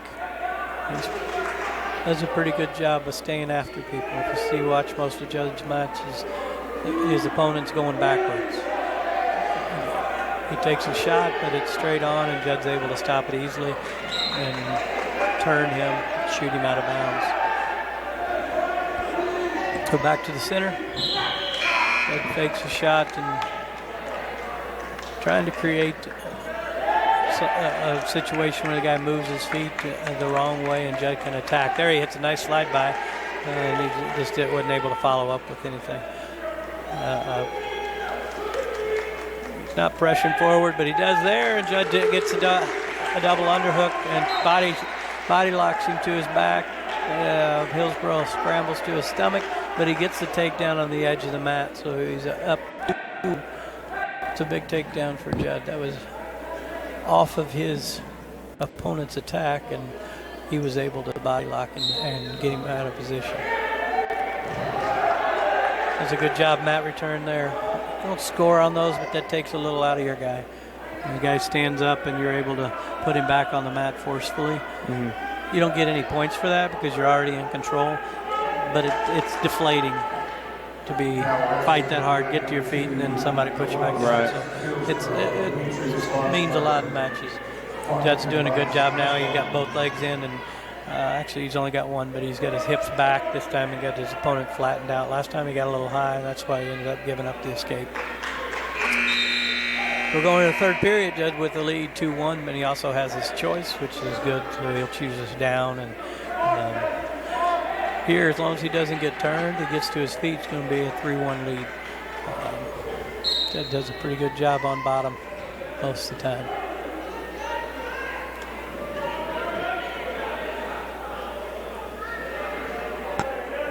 So in this situation, Hillsboro's either got to turn Judd, or he's going to have to let him up and try to take him down again to tie it back up. It's pretty hard to turn a good opponent. So sometimes you'll see opponents, and they get a stall call, which is good because Judd gets to his feet and Hillsboro runs him out of bounds. So now they warn the guy for stalling. He's got to try to keep him in bounds instead of running out of bounds. Gotcha. So anytime he gets to their feet and somebody intentionally tries to run him out of bounds, the official's either going to hit him for fleeing the mat, push him off the mat, or he's going to hit him for stalling. The next time he gets hit for a warning like that, it'll be a point for Judd. And Judd does get to his feet this time and get out. So it scores 3-1. So why is stalling so important, or why is it? Why is it a thing? Because I mean, a good wrestler can stall pretty and make a match.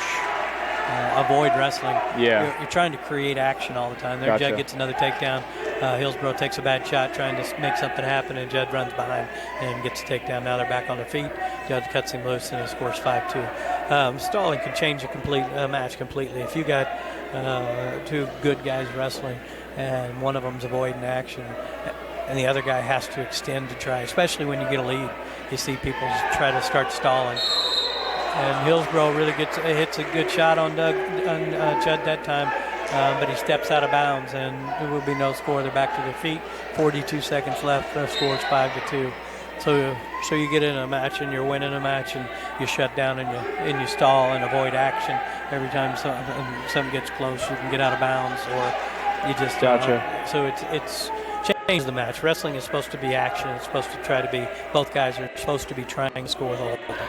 If you're not trying to score even when you're winning, It's not. then It's not, stalling. yeah. Changes the score. Yeah. There he gets a good shot. I mean, and here in this situation, Judd be smart not to take shots, and Hillsboro has got to be aggressive and come get it. Even if he got hit for stalling at this point, it'd be okay. The Hillsboro had to take a chance there, and Judd takes advantage of him being out of position, gets a takedown, and wins the match 7-2, which was bigger than this weekend. So it's always nice when you wrestle somebody and when you have a close match, and the next time you beat them worse. And Yep. it does something to them mentally. So if they continue to see each other, it's only going to build for Judd. So that was a good confidence builder for Judd. Good match. Got to be able to win those close matches and break them open. And sometimes that's tough for wrestlers to learn how to do. But he did a good job there. Now I have, got it?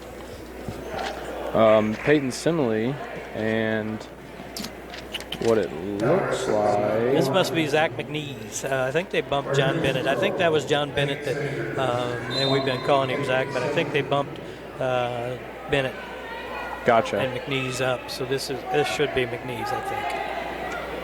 If not, that's what we're going to call him. because they don't show anybody at 220 on the JV either. So I'm assuming that's what they had to do. So Peyton had a tough one last time. Wrestled a good opponent. Right now he just got snapped down to a front headlock, but he's working his way back to his feet. And he does a good job getting to his feet. He needs to get a hold of that hand. Anytime somebody's got a front headlock, if you can get a hold of the hand that's on your chin or under your throat and try to straighten it out, it helps relieve some of that pressure. It's hard to do with just your back and your legs. So he's got a collar tie. Hillsboro's pushing. Not a whole lot happening. And as you get to see the upper weights, at 220 and heavyweight, there's not a whole lot more, a lot of leg attacks happening all the time. People do things a little different, a little more upper body, some singles and some high shots from your feet, never hitting your knees, and just a little tougher for those bigger guys to hit their knees and be able to get back to their feet. Peyton likes a head and arm. He's trying it and he gets it, but he gets rolled through. He hits the head and arm. Washington's able to relock and load it through and get the takedown. So Washington gets the first takedown. Peyton had a good attempt, but he's got to settle his hips and get his hips away from the kid's chest so that he can't get rolled through. That's clasping, but the official hasn't seen it yet. But it is, the official does miss it, but it was clasping. But back to, he got both wrists, has Peyton broken down flat. Peyton needs to get his wrist back so he can get back to his feet. And he sits, does a short sit, gets pulled backwards and out of bounds, so we'll get a restart back at the center.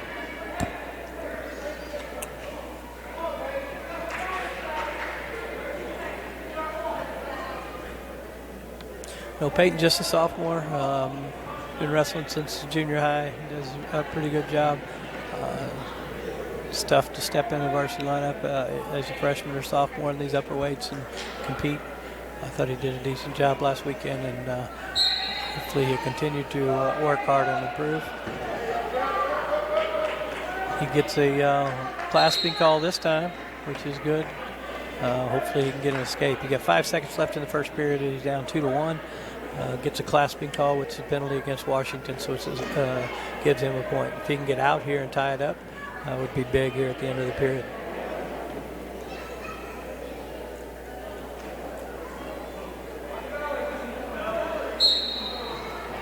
He's high. He's got a good chance. He does. He gets an escape. Washington kid was over-aggressive. Washington kid was over-aggressive and rolled over the top. He gets an escape. And right away he tries to throw a head and arm, and which he doesn't want to do there. He should not try that again. Not if that's in that situation. Now, not saying he shouldn't hit one again. If he hits it and settles his hips, that's fine. But in the last 5 seconds, he wouldn't have had time to get the takedown, but he very well could have given up another takedown. So, a little over-aggressive.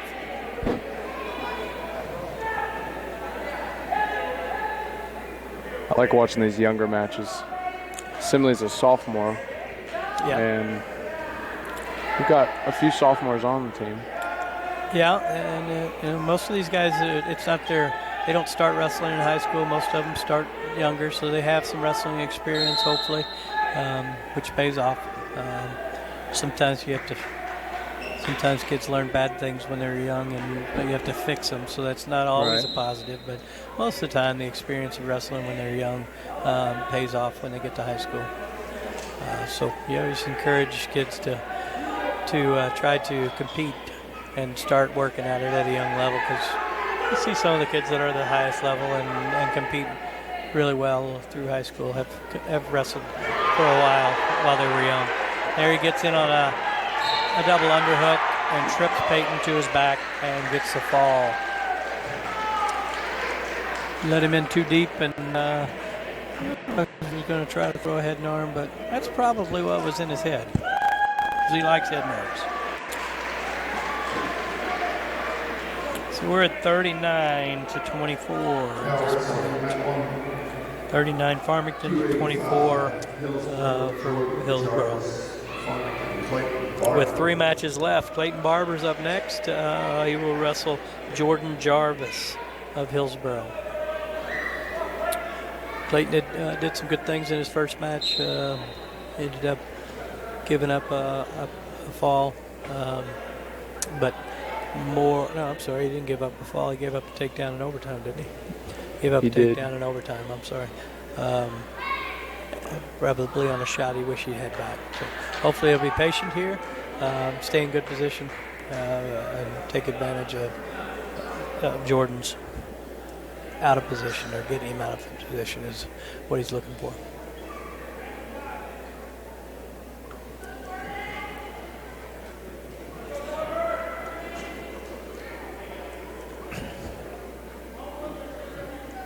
Both working on the head a lot.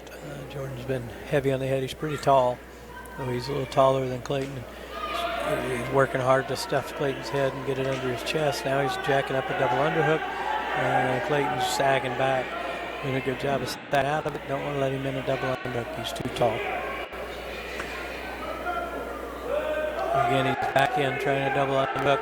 Clayton sags back inside and does a pretty good job again. He's going to have to get to an angle or get to side, tie up one side so he can have it a little bit of an advantage.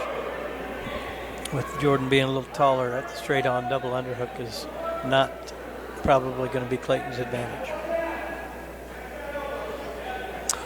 Jordan gets the front headlock, gets his head down, and he's trying to pull Clayton down. Clayton's doing a good job of trying to fight hands, and that's what he needs to do. Take that hand off. You see him pull that hand off his throat? That's the only way you're going to break that. You can't do it with his back and his hips. He got that hand, and he straightened the arm out, and he took it off his head, so it relieves that pressure. He did a good job of getting out of that. He wasn't in a good position.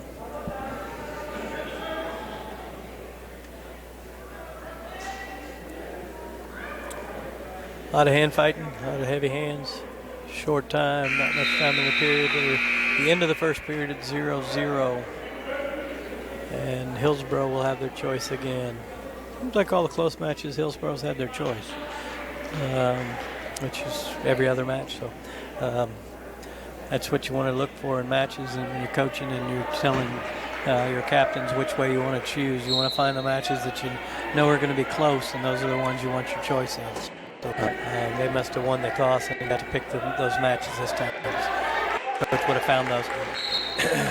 So Hillsboro takes down position, gets out in 10 seconds, and now they're neutral. And Clayton's down 1-0.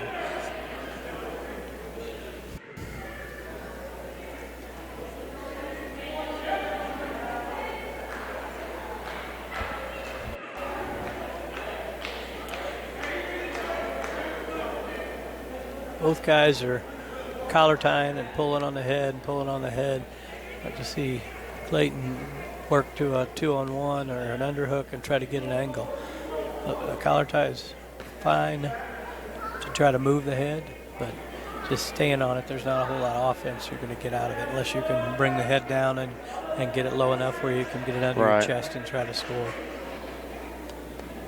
Hopefully he'll create an angle, create an opening by underhooking or 2-on-1, drag, something. There you go. Had a chance to get his head down, but Jordan being a little bit taller, he had a hard time getting to it.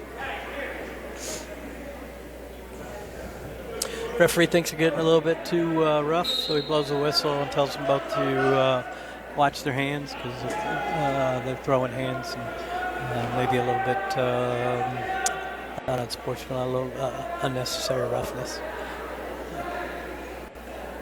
You can actually throw your hands, but you need to put them on them first, and then so you can't actually make contact like a punch. But you can get, once your hand's there, then you can chop, you can do things from short distances. But if you swing or flail at them, it's gonna be called unnecessary roughness or assume disqualified. Can be if you take if they think it's flagrant, if they think you punch somebody or you kick somebody, obviously, or you do something that's flagrantly flagrant misconduct, then they'll disqualify you from the match. If it's just something that's unnecessary roughness, you did a little bit too rough, cross face it's too hard, a little bit too mean, they'll penalize you a point. It goes you get 2 of them. You get point, 2 points, and then you get disqualified. So you can be penalized more than once unless it's flagrant. We're a minute into the second period. I'm sorry, a minute or 50 seconds into the second period, and we're still at 1-0. Jarvis from Hillsboro. Not a whole lot of action there. Again, there's no scoring happening, but there's some maneuvering and trying to get position. Again, both guys need to try to get an angle and try to create something that they can attack. Right now, they're both pummeling. That's not the attack Clayton wants to take, though, but he's going to do a good job. He got a hold of the hand. Does make him look a little more of the aggressor. Hopefully that'll official might see that and be able to make a stall call at some point if he continues to be aggressive. If he thinks Clayton's more aggressive than Jordan, then he may get a stall call at some point. So now we're a minute into the second period, and we're still at 1-0. Clayton takes a shot, a long shot straight on. Jordan's about to get behind, and he does for a takedown. Another situation where that's an ill-advised shot just to shoot straight on somebody longer. And I know he's wanting to be aggressive, and I know he's wanting to make something happen, but there was not any reason for him to do that. Now, if he pulls his arm here, he can catch him. He's got a cradle locked up. Jordan's got a cradle locked up. Catch that foot. He does. If he takes him back, Clayton's got a chance of catching him. Right now, it's 3-0. Hillsboro has it locked up. And lock the cradle up, and he's taking him back, but the hands break, and they're back to their base. No near fall. Clayton needs to try to score here and try to keep it within range.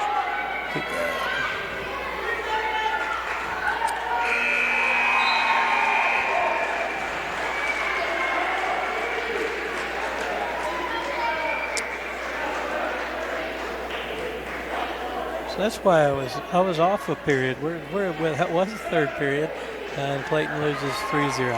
I was thinking it was only the second. I was a lot of matches. I was thinking that it was the second. You're supposed period. to correct me. Well, I wasn't for sure because we can't see with that thing. What was the thing that's in front of the scoreboard? Basketball goal. It is what? A basketball goal. Use that thing. for? I don't know. Shucking pumpkins. Oh, there you go. So now we're at 106. Nate Schnurr against Gavin Alexander. Nate takes a shot. He's inside the leg, but Gavin circles behind and gets a takedown. Straight on shot didn't work out well for him last time. He needs to create an angle and try to get to that leg from the side that he can score.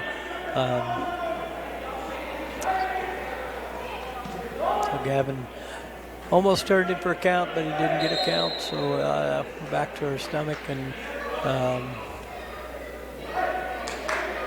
like we have a penalty. Not sure what it was. Must have been a illegal. Couldn't have been a headlock. It must have been a full Nelson. So they give a penalty for both hands behind the head and not behind the arms. Can be too much pressure on the neck. So now it's 2-1. Hillsboro's still on top. Nate has his wrist tied up, and Gavin's looking for a turn.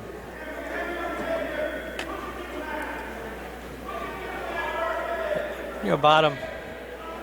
It's hard to keep yourself in good position. It's kind of a translation from being on your feet and being on the mat, right, but in a more compact position. So you still need to keep your chest over your knees and back as much as you can so that you're more in an upright position. And the top guy's trying to get you out on your hands so that you can't get your chest up.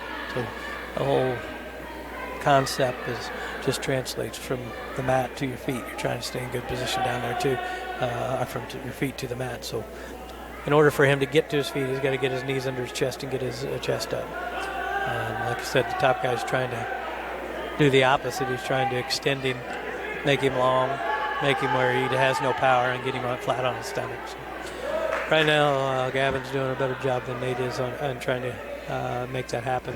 He's keeping him extended. He's keeping him out on his hands and breaking him down. Hasn't been able to turn him, so it's still a close match. It's 2-1. Gavin's going in the third period. Nate's going to pick down. I'm sorry, he deferred. And then Hillsboro will choose down. So that was the end of the first period, and it's 2-1 Hillsboro. Nate starts on top. Hillsboro stands, and Nate pulls him back on top of him with his hands clasped, which is a penalty once they hit the mat. So gives up another penalty point, and now it's 3-1 for Hillsboro.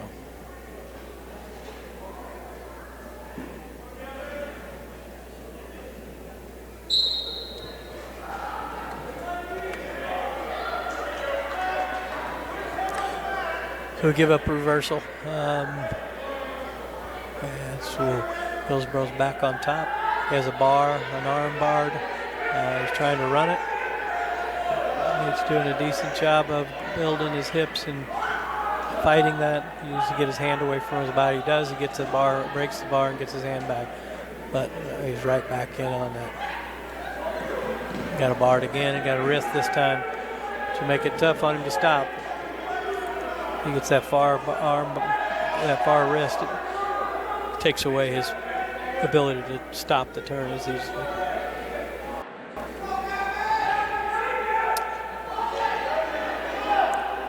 He does a good job. He slips it out.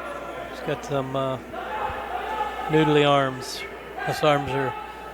He was able to get out of that. Looked like he had it pretty tight.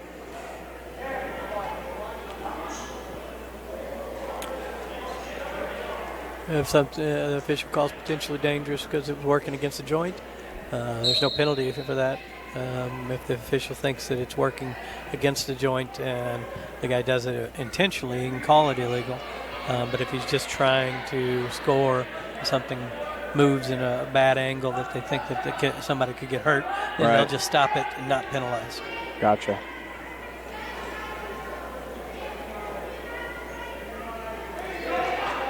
He clears the leg, but he goes right back to his stomach and then is broken down. So with 28 seconds left in the second period, it's 5-1. He's got a bar again. He's done a good job of not getting turned with it, but it's eating up a lot of time having it tied up behind his back.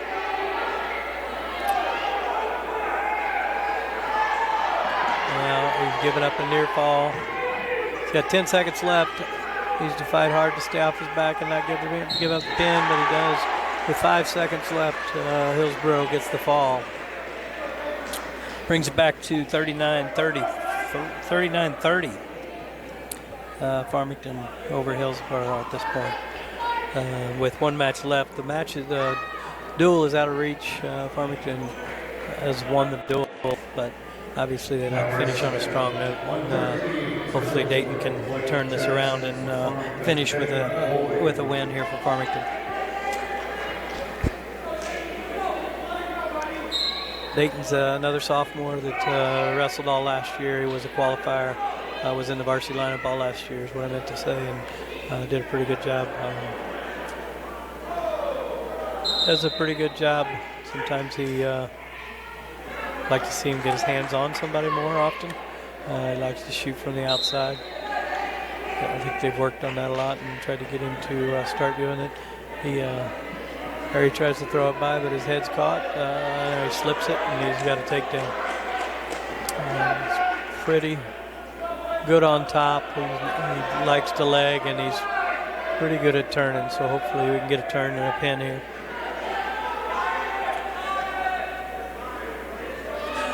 Sometimes he gets stuck on something, though, and he doesn't want to change. So when your opponent knows what's coming and they're fighting it, you got to be able to change and go to something else. So here he transitions and tries a power half. He needs to keep his hips high. He does.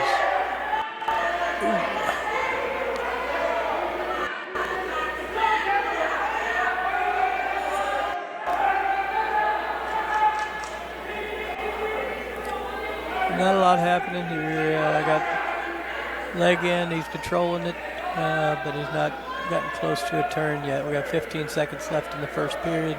Dayton is up 2-0.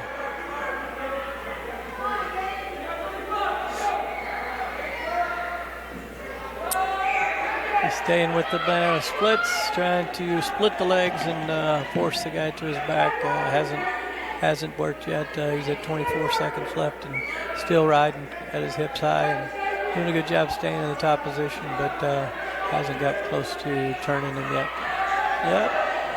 He's back at it now. He's got the leg, got pressure on the leg, but shoulder's caught. I don't think he's going to be able to turn from there, and the official blows it for potentially dangerous.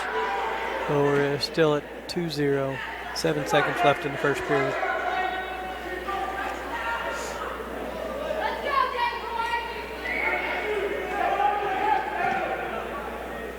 I did mention earlier the new singlets. I do like them. I don't know what you guys think. Not much on singlet design. Oh, it's We always have better singlets than everybody else. Yeah. I think these are. He did a good job on them. So we're finishing the second period, the first period, and it's 2-0 Dayton.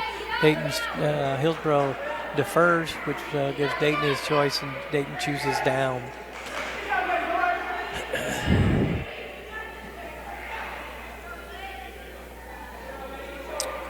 Official's going to ask for to get reset.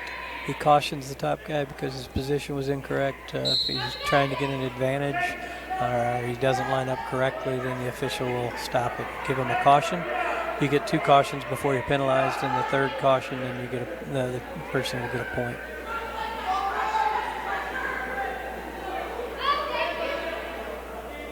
Dayton is basing out, trying to keep position. Hillsboro's keeping a little bit of pressure on him. Dayton hits a sit out. Looking to switch. He does. He gets under the leg and he turns him over and he gets a reversal. So he's up 4-0 and back in control as his opponent broken down.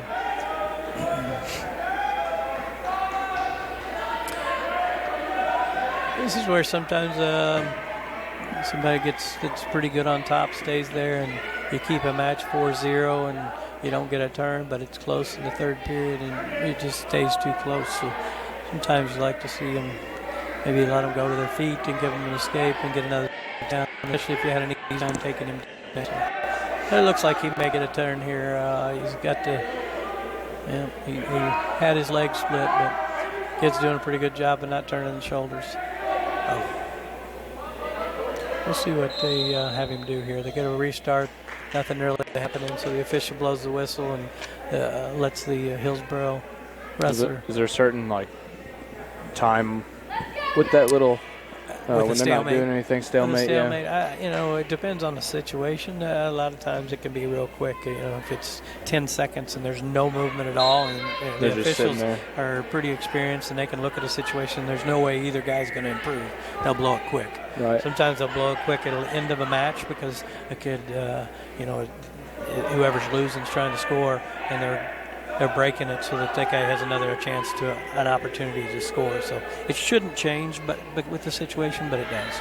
A lot of times in close matches, you'll get quicker stalemates at the end of the match than you got at the beginning of the match. So, gotcha. They're human. They're trying to do the right thing. Sometimes it's not right, but it just depends on the situation, especially the experience of the official. If they can see that nothing's going to happen, they may blow it a little quicker.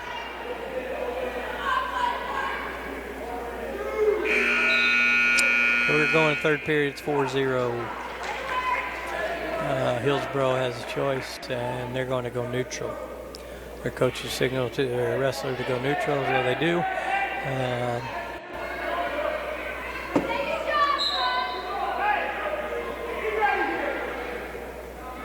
He takes a little club at him.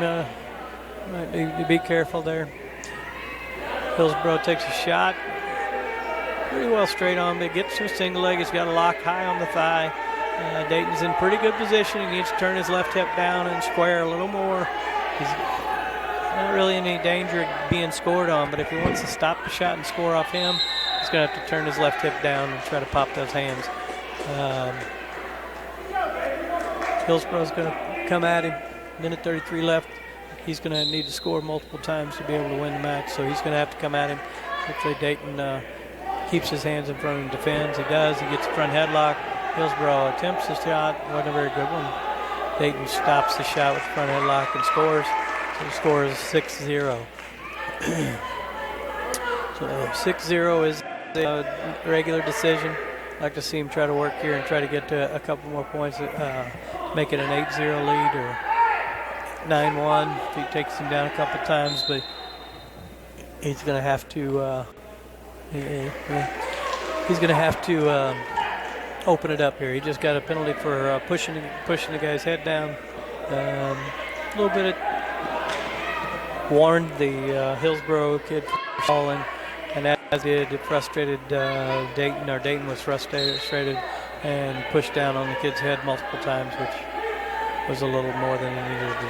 So I think it was a well-deserved penalty. Wasn't any reason to do that. Right now it's 6-0 or 6-1. I'm sorry, and Dayton's still working on top with leg in, looking for that banana split that he's been looking for the whole match. Are there ever any penalties that cancel out? No. I mean, sometimes both guys can get penalized at the same time. Just you know, if they're both doing the same thing, if they're both being overly aggressive and both butt each other's head, you can't tell who's doing. I mean, that they're both at fault, and then they can penalize both at the same time. You don't see that often. But.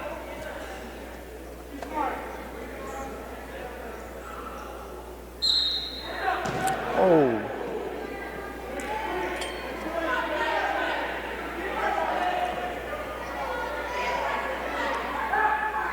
This is Blake's first year at 113. Last year he was a 106-pounder. So he is up a weight class from what he was last year. You can tell he's grown a little bit. Hopefully he'll grow into this and have a good season at 13. He kind of wants to get that banana split. I think he likes it. He's continued to try it. Didn't get it. Ends up winning the match 6-1. Controls the whole match. Pretty well dominates the match. So we finished the duel at 42-30. Farmington wins 42-30. Next matchup is Saturday. Coach, do you know who will be up against Saturday? Saturday there are 6 teams. Actually, we go to the next home match is Saturday, but we go to Whitfield on Thursday. And wrestle Whitfield and St. Charles West at Whitfield. And then on Saturday there'll be 6 teams here. I know Carthage, Pacific, Sykeston. It's the only ones that are coming to me right now. I'm getting old. Have to have a list in front of me. But it's a good tournament. Carthage just coming off a football state championship. They're going to probably have some of their upper weights that either won't be in very good shape or they won't be here yet. So that might put them at a little disadvantage. But they're always good. They'll have some good middleweights and lightweights. They always do. This would be a good matchup. Yep. Sykeston's been getting stronger. They've had some big kids the last few years that have been pretty tough. So and they're going to enter district. So it'll be good to see Sykeston before the district turn or this early in the year and see where they're at. Awesome. Appreciate you having me. Thank you for being on here. No problem. I mean, thank you for guiding me. Thank you for answering questions. And I wasn't at a loss for words, so I guess we did all right. Yeah. Yeah. Well, thank you. Thank you, sir. Have a good night. Thank you too. Tune in Saturday for the next home meet between the Knights and a few other teams. And we just thank you for watching and like and subscribe. And I'm Colin Wilkerson, and with me was Coach Mark Krause, and we'll be seeing you.